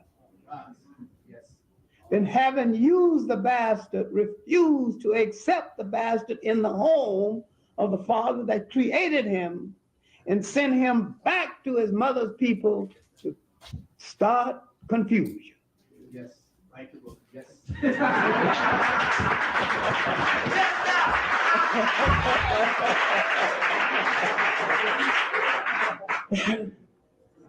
When and if I dared, and somebody going to have to give me a bodyguard 24 hours a day if I ever did, I would have to write about how they literally destroyed the Haitian Revolution. How the mulatto generals, sons and daughters of the French. I'm gonna skip ahead a little bit because it's long, but y'all know the story. Anthony was just telling me. Of the mulatto generals. At the end of the party, he said, I have some presents for you, ladies, in some boxes. So go in the room and open the boxes. It was the heads of their husbands. He had cut their heads off to show you I have just as much contempt for you yellow niggas as I got for the blackest of the blacks. The Rochambeau incident in Haitian history was so embarrassing and so painful. Most Haitian historians have written it and left it out. Couldn't face it. Too embarrassing. Christophe, one of the last of the powerful of the three generals, mentioned it in passing. One of the last of the mulatto governors, Pétain, when they were arguing about democracy or dictatorship, Christophe had a dictatorship, but everybody was fed and going to school and doing well. And Pétain had another part of the island that was called a democracy, modeled after Europe, but everybody was starving over there. And when he faced Christophe, he said that if the French, Christophe had been a stable boy and head waiter in the French inn, also fought in the American Revolution, but that's another story. But when he faced Christophe, he said, if the French had killed you, I wouldn't have you to contend with. And Christophe's answer was classic. Your mother had the common decency to keep Frenchmen out of her bed, I wouldn't have you to contend with. French acceptance and guidance. He adopted a French constitution that crippled Haiti and killed the revolutionary spirit of Haiti till this very day. French white nationalism and French bastardization killed that nation before it could get born. I don't have enough handkerchiefs to write the book. Maybe let me go along with my lecture notes. I'm too old and I've had one stroke already. That's all right, because we can definitely continue to talk about what's going on with the mulattoes, you know what I'm saying? Hey, that's the one I was telling you about. That's the one the guy I was telling you about. It was Jean-Pierre Boyer. He was the one who came after well, you know, like you said, Christophe, he ruled the majority of the country in the north. And Pétion ruled like that southern part of Haiti. You know that peninsula that sticks out? You ever seen a map of Haiti? Yeah. Yeah, he ruled that part right there. Okay, but then when Christophe was assassinated and Pétion died, Pétion died, and the guy who succeeded him was another mulatto. See that part of the southern part of Haiti, the Republic of Haiti. It was the kingdom. See, Christophe had a kingdom. He was a king. Pétion was a president. They had a republic. Now the republic was led. All their leaders was going to be mulattoes.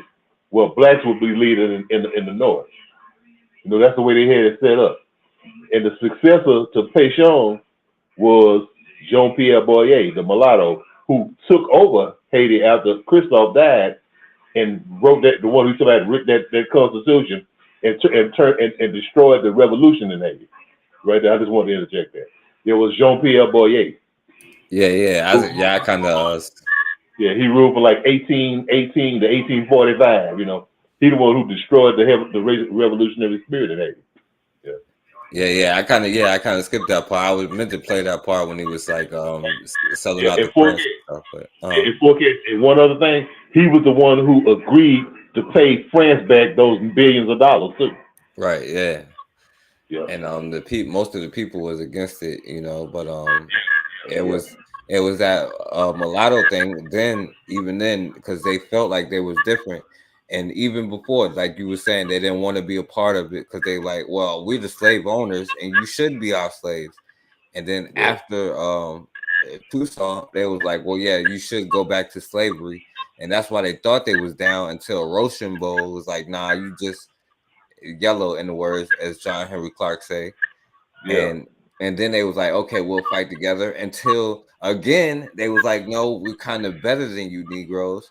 And the same thing happened in America. That's why I was showing the Brown Society, all these different societies. There's always been a separation, and it's not their fault per se. But like, would you trust somebody who disowns their own mother or their father? Like, yo, I killed my own mother. Well, what you'll do to me then? You know. So like, sometimes that energy come out them. But yeah, go ahead. And by the way, so yeah, go ahead and say everything you want to say, and it'll be the last statement and stuff. Okay, I want to interject this. Okay, now there's this story about Haiti, and hey, you remember back during before, I think it was during after the earthquake, whatever, when Venezuela had gave all that free oil and gas money to Haiti. Yeah. Okay. You know, they always talk about the relationship between Haiti and Venezuela. You know, going back to how Haiti played a part in Venezuela's independence movement, which it did. But see, but this is the thing about it though. The part that a lot of them leave out. Okay, you know Simon Bolivar, who was the leader in South America, in Colombia, in Venezuela, they called it the whole region. They called it Gran Colombia. It was a conglomerate of these different regions that Simon Bolivar was fighting to liberate from Spain, rather. Okay. So, the Spanish had ran Simon Bolivar. He had to get up out of there. They was going to get him. So what he did was he fled to Haiti for refuge. But see, the thing about it, this was the time when Christophe was the king of Haiti, like the north part of Haiti. And Pétion was the president of the Republic in South Haiti. See, Bolivar had a relationship not with Christophe, he had a relationship with Pétion. See, it was two Haiti. It was the kingdom in the north, the island was split. It was the kingdom in the north with Christophe, and it was the republic in the south with Pétion. Okay, Simon Bolivar, the man who they call the George Washington of South America, see, he had a relationship with Pétion. That's where he had refuge at, and that's who gave him aid. To help, give him guns and money, whatever, to help him launch his revolution, his guerrilla campaign back in South America. Okay. When he started his revolution in South America, see, Pétion had asked him, "Hey, look here, when you go back, you got to free your slaves. You got to free those slave Africans." He said, "Okay." But what happened when he went back and he launched his campaign and he was victorious in Venezuela, he didn't immediately free his Africans. He didn't want to. You know what I'm saying? He didn't want to free his Africans. And Pétion was like feeling like, yeah, he made an issue about it, but he didn't. I guess he didn't make a strong enough issue about it. But eventually, it was later on, like years later, where he finally had freed his Africans. But he basically, what I'm saying, it was basically, I'm saying Tayshawn's psychology of me. I'm just like Bully Boy. You know what I'm saying? No, he's a white man. He's a Spaniard. You know, I'm damn near white. I believe in him. I'm gonna help him. I'm gonna do for him. You know what I'm saying? I'm gonna help him out. And maybe, you know, when he get up on his feet, he gonna help me, and we gonna go up here and overthrow Christoph and run him up out of here. You know what I'm saying?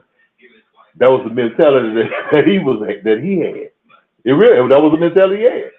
Hey, I'm gonna make friends with this guy, and when he get up together, he gonna come back and help me, and we gonna run this Negro out of power up there so we can take back over again.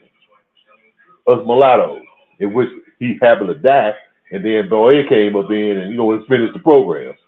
But I'm just saying, yeah, I just wanted to interject that though, man. You know, going to that psychology of the bastard, like what John Edwards Clark was talking about, the bastard in history.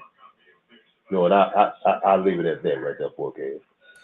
No, yeah, that's a fact, you know. And hey man, appreciate it, man. Thank you for inviting me on the show, man. Oh yeah, no, definitely, my brother. I appreciate you for coming on here. Yeah, I'm mute now.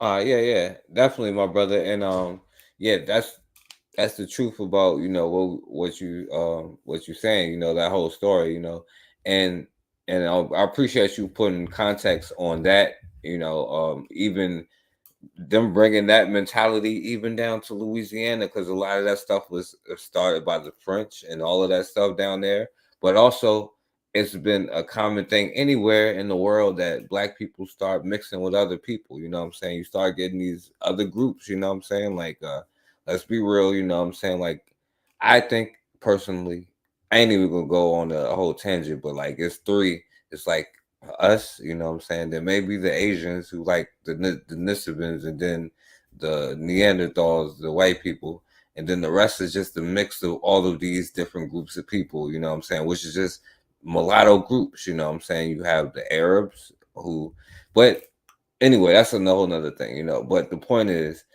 when you start doing that, that mixed side starts coming out, and it's not to blame them, you know what I'm saying? And I know people might take it personal because they might have some mixed person in their family who they love, and that's fine and all of that, you know what I'm saying? But the truth is the truth. If you want Black children, then you have to have a Black man and a Black woman, and it's for a reason, you know what I'm saying? And we see throughout history how this plays out time and time again. I personally think that the Asians and the Blasians, the Black and Asian mix, is going to be a problem in Africa in like 15 years. I think that's going to be like hella a problem. And we don't learn about, you know, mixing. And ultimately, like, all I can blame is the Black person, you know, because we willingly spread our seed, our DNA, and it backfires every time, you know. And I know you're like, oh, well, this person is nice and good and all of that. That's fine. You know, there's nothing personal about them. It's just is what it is, you know. And look, like, let's not be like, act like everything that has happened hasn't happened. Let's not act like we don't know what's going on in the world. At the end of the day, you know, we be like, love is love. Like, no, first you got to actually go out the way. You got to, let's be real. You don't just, like, you go talk to the person. You have to work and build a relationship, you know, and then you give birth to children who, for the most part, a lot of them, when you listen to what they say, feel like they're not accepted by either side. And then they always come to the Black side. Well, these Black people are racist too, and they legitimize when white people try to be like, well, we're not racist, because they like, well, Black people didn't accept me. The whole time, never saying once that white people it's not even a debate that they can even bring to their face, but you are racist because you say that to them when you also accept them. But they also be like, well, Black people is the racist ones that I've seen. And then you have, you know, it's a complicated thing, but ultimately, when it comes to like mixing who you are, you know what I'm saying? Like, that's your responsibility, you know what I'm saying? Like, it's not even the children's fault once they become who they are, you know. They are two sides of something, you know what I'm saying? They are half human, half Homo sapien, half Neanderthal, or half Denisovan, you know, whatever their mix is. And I know that might seem disrespectful, but it's like the young lady was saying about going to the doctor, and most times the donor who fits you the most is somebody of your race. More times than not, the blood that you get will be of the same people as you are, and it's a difference. That's why you have different things. And all I can say, and it don't matter about the phenotype, but can a white bitch have a black child? I think the answer is no. You know, so I don't care what phenotype they have. So it's not even a question of the phenotype. It's a question of the black parents' decision making. If they want their kid to be black, then go have it with a black person. So you good, my brother? You want to say anything before we close out, my brother? No, man. Hey, no, man. I think you hit it on the head, man. Hey, I agree with you 100%, man. Yeah, facts, man. Man, I had a good time, man. We had a good conversation, man. It's great, man. We go. Hey, when you go get back on air? Me and Consider are gonna come back on Wednesday at 8:30. Okay, at 8:30. Okay, that sounds good. Yeah, hey, man. Hey, look here. Hey, man. I miss you on Shoot the Breeze too, man. I needed you up there with me the other night, man. Yeah, man. I don't want to be like disrespectful or nothing like that, you know. Disrespectful, man. I will be disrespectful. That's the thing, though. You know, I don't want to be disrespectful. Yeah, that's why I stopped. Like I tried to tell Bakari before with some of the people, you know, like I don't want to talk to some people because they want to see black people arguing. I'm not trying to argue. I ain't with that, man. I'm not with that. I ain't with arguing, but I think, man, you know, I don't know, man. Yeah. So like I always have a good time when I go, man. Hey, you know, if I feel like it's gonna be some bullshit, you know, I kind of sit there, you know. But I mean, Koku, hey, I'm good with Koku. I'm good with Buana. You know what I'm saying? Me and Buana, we did a show together, man. Me and him and the brother Kofi, man. We had a good time, man. Yeah, I remember you sent me that song. And don't get me wrong, like I think it's definitely good. I listen to it, you know. I just know me, like some of the topics, you know what I'm saying? I just some of the people be saying certain things, you know. I get it. I get. Hey, I know where you're coming from. Yeah. I get it.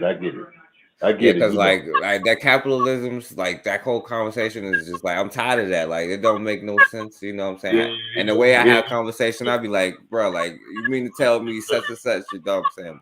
Or religion. I don't want to go against nobody's religion or debate that, but like that's stupid as hell. You talking about some capitalism. Yeah. No, I hear you on that, man. I respect that, man. And you know, I mean, I know where you're coming from with it. But you know, like I was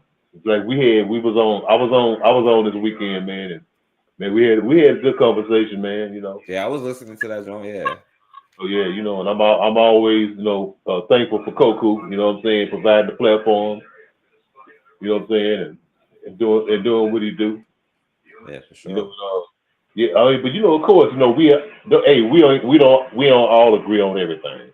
Right, definitely. We don't all agree on everything, and I just like it. Like I say, I'm with you. When I hear it's gonna be some old rambling, it's going back and forth. So, you know, that's why, you know, I kind of like I'll get back from stuff like that.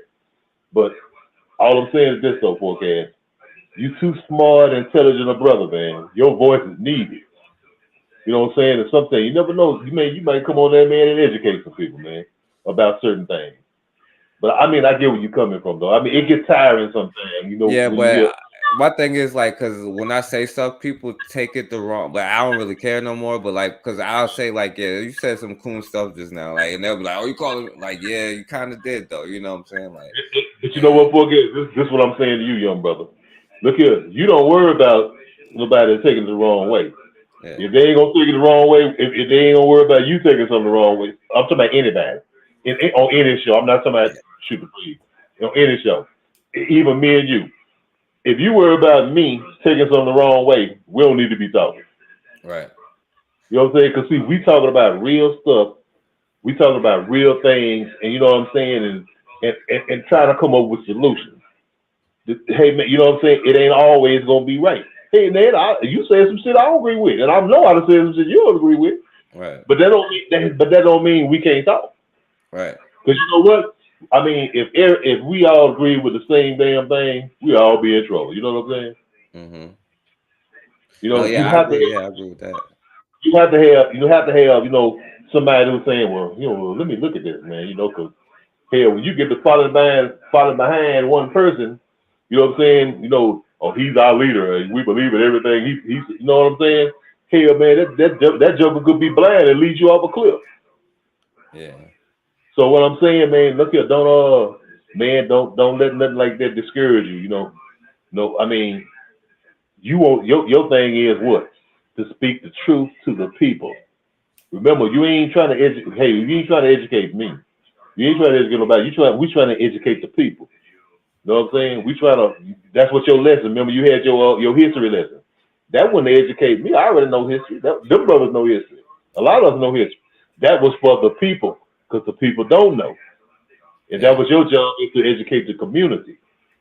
So what I'm saying, don't let nothing like, you know, if you think somebody might take us the wrong way, you know, I mean, we got to get out our feelings sometimes. And people got to get out their feelings. They be in their feelings. Yeah, but I'm just saying though, I mean, I kind of know where you're going at, but I mean, I think that, you know, on the show, I mean, you know, your voice is needed on there. I know I want you on there. Yeah. You know, I know Koku wants you on there. Yeah, I know that. I know Koku wants you on there. Oh yeah, definitely. And I know Buana wants you on there.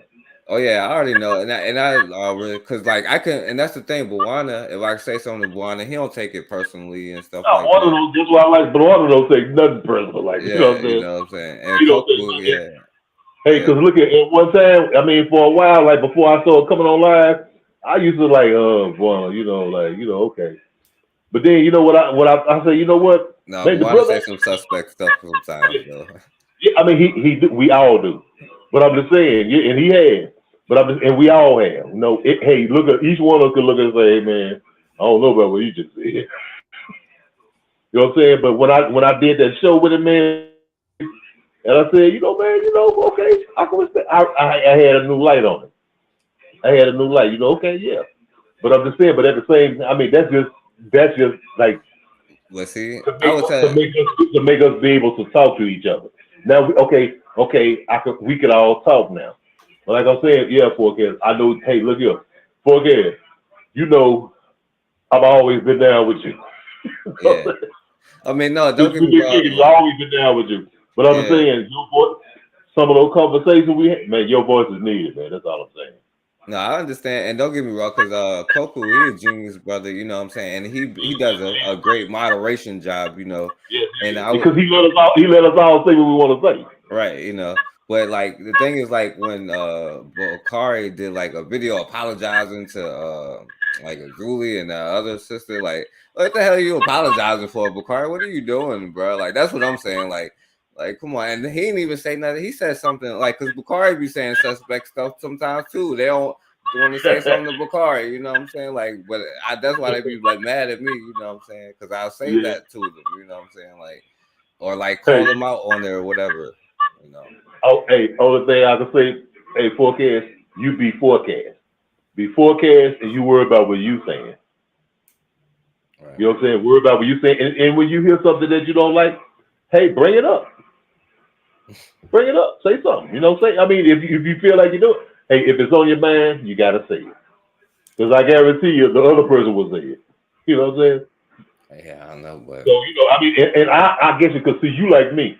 You don't want to cause no confusion on nobody else's platform. Yeah, this is just out of respect for Koku, you know what I'm saying?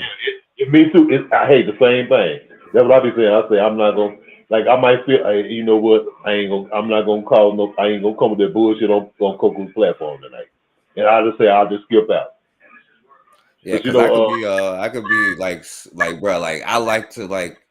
Especially when people saying some crazy stuff, I like to like show them how stupid it is. You know what I'm saying? Like, yeah, and I hate, and I know exactly the fools you're talking about. Yeah, but I'm just like, you know, hey, boy, I fool around you so long, I start getting messy.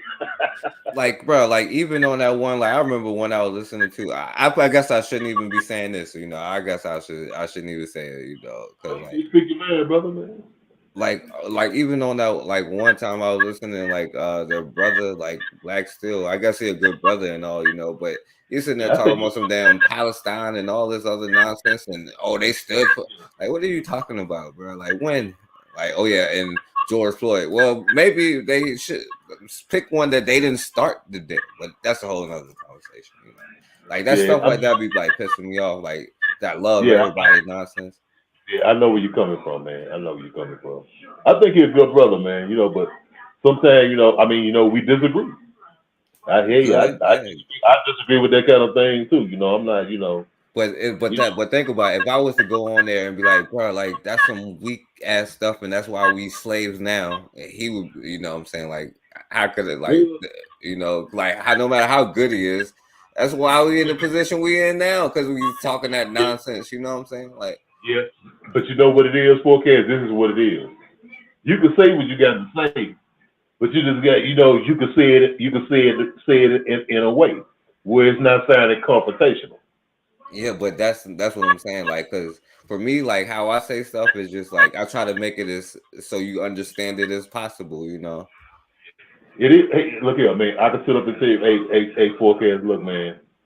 I understand your position. You know, I understand your position. Okay, you know, we both got a right to our opinion. We have our viewpoint. Right. We ain't gonna always agree. I vehemently disagree with what you talk with that point of view, with that way of thinking. Mm-hmm. You know what I'm saying? I don't think that it's gonna get us where we need to be at.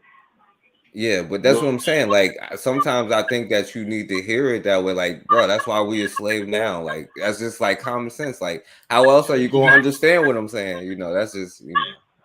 Yeah, but okay, but know. Yeah, I mean, you know, yeah, I know, you like I was when I was young. I want to buzz them in the mouth. But I'm saying, like they said though, at the end of the day, okay, we're a group of brothers and sisters that we talking, we discussing. But I'm saying, but remember, keep your eyes on the prize, like that song said. Remember, keep your eyes on the prize. Your thing ain't really to educate us. Your thing is to educate our people. Yeah. You get me for a game? Yeah, see, I understand. We can sit around all day and talk about this. And well, you know, I got my view and he got his view. But you know what? Our people don't know. Because hey, for a game, when I was your age, I didn't know what you knew. Right. You know what I'm saying? I'm 57. When I was like your age, man, I didn't know all the stuff you know. I stood up like when you was doing your history class. I was like, man, this dude's smart, man. This dude get intelligent. I was like, damn. I wish I knew what he knew when I was his age. So remember the bigger picture. See, the smaller picture is us on a platform. The bigger picture is spreading that knowledge to the people. Right. You got me? Yeah, I feel. Yeah, you're right. You know. Yeah, and you keep on doing that and keep your man on that. So you know what, man? Come on the show sometime. You know, if you feel like it, come on, man. I'ma be on. I be like, cause I be needing my little brother Forecast up there with it. So, but yeah, man. I mean, definitely. I'd be listening to all. You know, I'd be listening to all of them. I'd be, especially.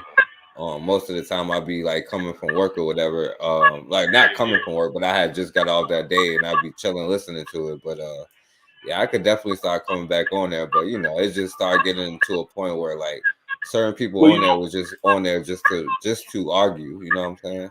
Yeah, hey, yeah, you know it's draining. Just you know, when I hear that, that's why. Hey, really, that's why I kind of turned off for a minute. And then Bakari sitting up there talking about, I want to apologize. Like, what are you talking about, Bakari? Don't apologize for what you said. You was right, bro. You apologizing. Yeah, but man, you know, like I said, man, you know, you got too much to offer, man, than just like let something like that, something like those kind of things stop you, man. Because you know, a lot of people listen, man. You know, a lot of people listening to us, man. Yeah. A lot of people hearing us, you know, some people taking it in, and some people ain't. No, I know when I listen at you, I say, man, you know, yeah, man, that young brother got it together, man. He's doing his thing, you know, and I respect him. And a lot of other people respect you too. I know Koku respect you, you know what I'm saying? And he wants you on. Yeah, I definitely got respect for Koku, yeah. And so man, I think you contribute something, man, and Don't let petty jive, man, stop you from doing that, man. Put your word out there, man. You never know, man. I'm gonna tell you this real quick, man. Don't you know? I was just channel surfing. It was years ago, probably about 2016 or something like that. I'm just channel surfing, man. I'm just going across YouTube. I seen this little show, man. I was like, what the hell is this? It was a show, and it was this dude, believe it or not, it was called the Better Medicine Podcast. I just had said, well, let me check it out, because they was talking about Dr. Bobby Wright. I already had watched the video of Dr. Bobby Wright. Just like 2016. So I said, oh, they talk about him. So I got it. I looked at the video. I looked at that. They had a lecture. It was Koku and Carl Hezekiah. Man, you know what? I listened, man, and it changed my whole outlook, man. I'd already had some consciousness, but I listened at them. It was a book reading. They used to have a book club, a book reading. And I was like, damn, man, you know what? I said, man, I like what these brothers talking about, because it wasn't nobody else doing what they were doing. Now, this was back in 2016. You know what I'm saying? So keep this in mind. When you be doing your history club, and I wish you go back to doing that.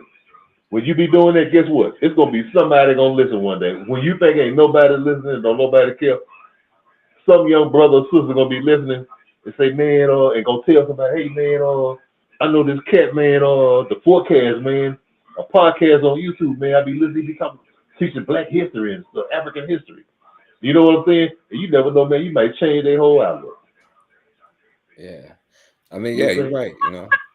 Yeah, definitely. I agree with you what you're saying, and I'm definitely gonna come back with the Black history thing. It's like tedious because I'm trying to finish the actual thing that I'm doing with it, and then finish like the courses from it.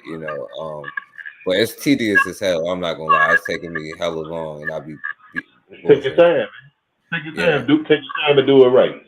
Yeah, but no, yeah, because I definitely agree. I understand what you're saying, and it's just like even like the last time, like, because I definitely think that is a good platform, and I think that is good to have different viewpoints and different discussions. But like I said, I don't be trying to like be disrespect. That's why I don't go on a lot of people platforms unless they ask me. I kind of stopped doing it. Unless they ask me, I'll do it.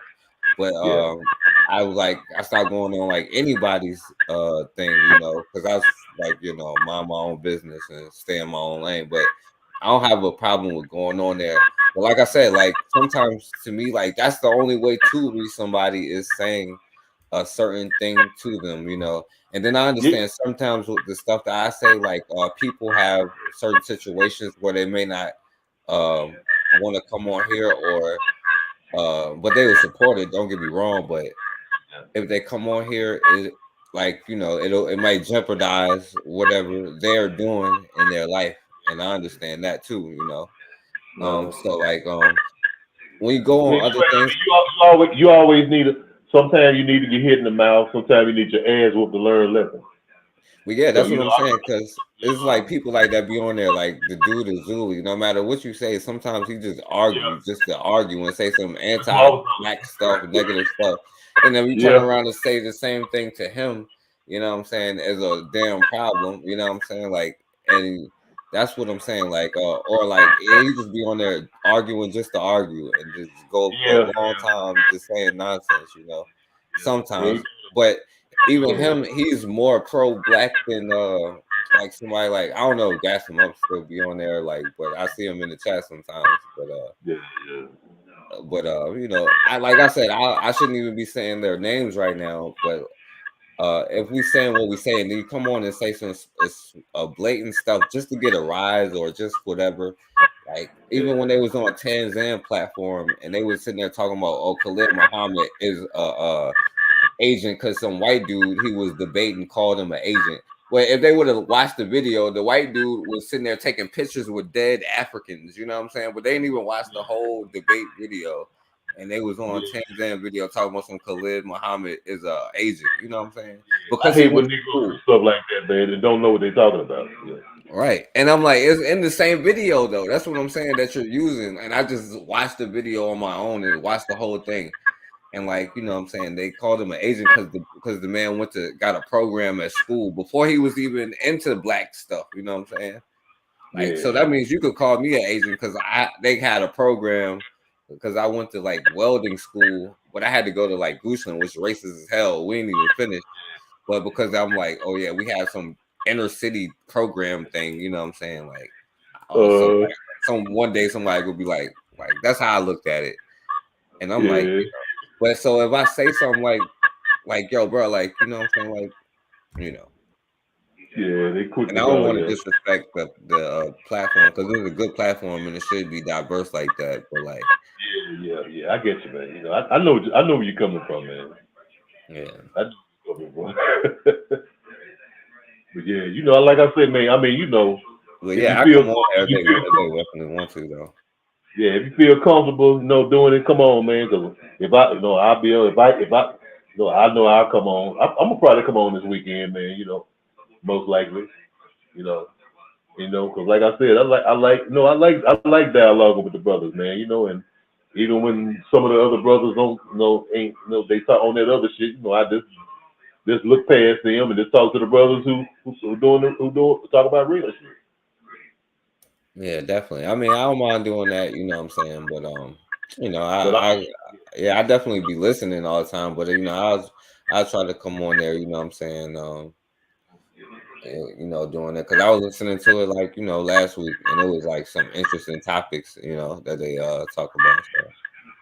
I love for Cassandra to come on the show, man.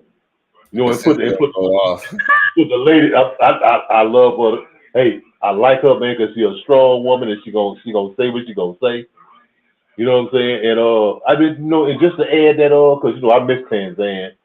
You know, I mean with that female energy, Tanzan. Look here, man. I don't agree with everything Tanzan said, but Tanzan, to me, that woman had some of the most keenest observation. You know what I'm saying? Right. How she could hear something and listen to and break that stuff down just like this. You know, and give you an explanation. I mean, I love that about her. She had that old African wisdom. You know what I'm saying? And the matron, you know, she speaks for herself, man. You know, I love the matron, man. You know, I mean, you know, I be in tune with her show, and that sister Lero's a bad sister, man. You know what I'm saying? But yeah, man, I love to see Cassandra come on the show, man, and get that other perspective, man, and put her point of view out there. You know, I love to see this. You know, because I like Sister Cassandra, man. Yeah, Cassandra definitely go out. She talk about real shit, you know. Yeah, and I hope that Tanzan is all right because you know I ain't heard from her in a while. You know? Yeah, I've been trying to track her down, man, on media. I can't. Right, yeah, she you know, I tried to email her, hit her up on different things, but I don't know what happened. You know, hopefully she's all right though. You know. Yeah, because I was checking. It was this other site, Swahili. I think it's Swahili Nation or Swahili. There's a site that she used to be on all the time. Yeah, with his brother. Yeah, but I hadn't heard anything, seen anything recent from her though. Yeah, I had her number, and but I don't think her number is the same no more, or whatever. But yeah, I don't know. You know, life happens sometimes, man. Exactly. Yeah, I don't know if she like left or you know she might because last I think she was going back home or something like that. I know she was working. Then, you know, now I don't know her business or nothing like that, but I'm just saying. Yeah. But yeah, I hope she'll be all right, you know, because Tanzania definitely smart and she had definitely great topics and stuff like that. Yeah, I mean, you know, you could just say something and she'll just give you her observation of it and like, and she'll make it sound so good, you know what I mean, just break it down. I used to love to hear her do that, man, you know. Yeah, it's very, very intelligent sister, man. Yeah. Definitely. But yeah, so and shouts out to Koku and Bawana, you know, and everybody that be over there. And there's no disrespect to anybody. It's just you know, it's just like, it is what it is, you know. Yeah, you know, WAZ Radio. Shouts out to everybody Oni on there who had his live earlier. Oni. You know. Yeah, and Matron. I love that brother D Well, man. That's a bad brother right there, man. Yeah, he had his live this Sunday. He had one for a while, but yeah. I mean, I gotta look it up. I missed it, man. Yeah. He had his they did theirs this Sunday, so I just saw that one. So shouts out to him, D Web. Yeah, I love his content, man. Yeah, but yeah, pretty much, man. Like, yeah, definitely shouts out to Coco and all of them. It ain't no disrespect because I don't take it like personal. It's not like emotional thing for me. They're not taking it like that. They ain't taking it like that. Right? Yeah, it's just the information. It's just like I said. Like I probably people probably get mad for what I just said just now, and I'm just saying what I think. Ain't nobody get mad at nothing, man. Not no real G. We ain't get mad at that. A lot of people ain't around this joint no more because that's why you don't see a lot of people in this joint no more. I guess because I be saying stuff. Well, you don't need to don't worry about that. You know what? I mean, hey, the real ones gonna stay, and the fake ones gonna fall off. Yeah, definitely. Yeah, but but shouts out to all of them. I guess I'll try to hop on that joint this weekend if it's all good. Like I said, I just be trying. I don't be like going on no platforms unless somebody asks me. Yep. But yeah. But hey, man, look here, wrap it up, man. I don't know what I was thinking about this last week. I say I ain't gonna do it now. I say I'm gonna mess with 4K. I say, hey 4K, I say. When you was growing up, did y'all ever sing that Virginia national anthem, that state anthem? I don't even know it. Hey, it's called Old Virginia. Yeah, I heard about it. I don't know it though. Like it was written by this African brother, man, by this enslaved African. The man who wrote the state motto, the song called Old Virginia. It basically was almost one of the more mystical songs. Damn, yeah, I never knew it was by a black dude. They taught about us in the elementary school, but I got his name. I got his name somewhere. I read a little biography about him, man. Yeah, I say I wanted 4K to sing this song. Nah, they don't even play that song. I never even heard it played before. Yeah, it's an old coon song because it's called Old Virginia. Yeah, it was a state anthem. I think if it's still, I don't know if it's still here, but it was. Well, I know it was. It's a reason. It was too long. It was still the state anthem. I could believe I got somebody. I played it. I listened to it once. And I said, "Oh Lord." No, I ain't never listened to the music. They just had it in the textbook one time. You know what I'm saying? Yeah, I said, hey, throw that in and laugh and things up a little bit. I said, Old Virginia. I said, I wanted 4K for this, bro. Nah, I looked that joint up and see what it got to be some old coon stuff, but anyway, one of them old coons, yeah. White folks, they will throw that in. Yeah, but and yeah, and by the way, and let me say this too, like I ain't saying that I know more or smarter than anybody else. I'm just saying like that's why I don't want to be disrespectful, But it is what it is. Well, man, the fact is that sometimes some people have the insight, some people don't have the insight. Like it's just like I said, like Tanzania, like she may, she may have her own views and everything, but she got a gift that a lot of other people don't have. Right. You know what I'm saying? You got the gift that you have. Coco got the gift that he has. You know what I'm saying? All of us have the gift that we have. We have different gifts, and I mean, sometimes we ain't gonna all agree on everything. Right, we ain't gonna all agree on everything, and but you still, like I said, man, you ain't like got to go on the show. But I'm just saying, all I'm saying though, you do need. I love to hear you talk, man. Get your view out.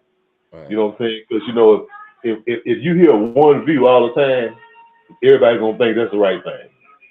Sometimes that should need to get checked. Yeah. Yeah, I ain't against going on there. I just, just the whole arguing and going back and forth. I get it. I mean, like I said, if something like that happens, man, I know. You know what I know how to do? Hit that little red button down there to say leave. Nah, I ain't gonna leave though. That's my thing. That's what I'm saying. I know me. I be too petty sometimes. I like to troll trolls too much. Yeah. Hey, that's why I call. That's why you guys say, "Oh, Missy boy, he's busy." That's why I'm trying to be. That's why I'm trying to be more mature beforehand. It's all good though, man. Hey, man, don't you stop being you, man. Yeah, definitely. I appreciate that, my brother. And shouts out to you for coming on here, and shouts out to Buwana who was in here. He probably still listening. Shout out to Buwana, man. He probably go in on me on the next Speaker Breeze. He probably go in. I'm gonna come on there. I'm gonna help you out. No, I'm just joking. Hey, he should have joined us tonight, though, man. He should have came on. Shit. Right, that's what I'm saying. You know, and Buwana do be jumping on though when people call him. Yeah, like I said, I'd have been on 2 shows with him. Mm-hmm. Yeah, we'd have been on 2 shows together. Yeah, and shouts out to Pelez who's been coming back around. Shouts out to Pelez and shouts out to Matron. She's gonna be back tomorrow. You know, she's another one. You know, who is a genius. You know what I'm saying? Yeah, I was on. I checked out her show today. Yeah, I was listening earlier. So shouts out to Matron. Hopefully she can come back on there too, so she can, because I know Matron won't play that stuff either. You know what I'm saying? Yeah. But, shouts out to Casidra. We're gonna be back on Wednesday at 8:30 with me and Casidra. Yeah, I'm gonna try my best to be around, man. I'm gonna try my best. Yeah, sure. I should be. You know, I plan on being there. You know, I'm gonna try to. I live day one day at a time. Yeah, definitely. Yeah. I gotta say that. Hopefully, I can be on time at 8:30. You know what I'm saying? I don't know I can be on time, but that's the goal. You know. But and shouts out to my brother Bakari. He'll probably go in on me on his next live. He'd probably be mad because what he gonna be mad? What he gonna be mad at? Bakari always mad at something. Yeah. But now I'm just joking with him. He'll be all right.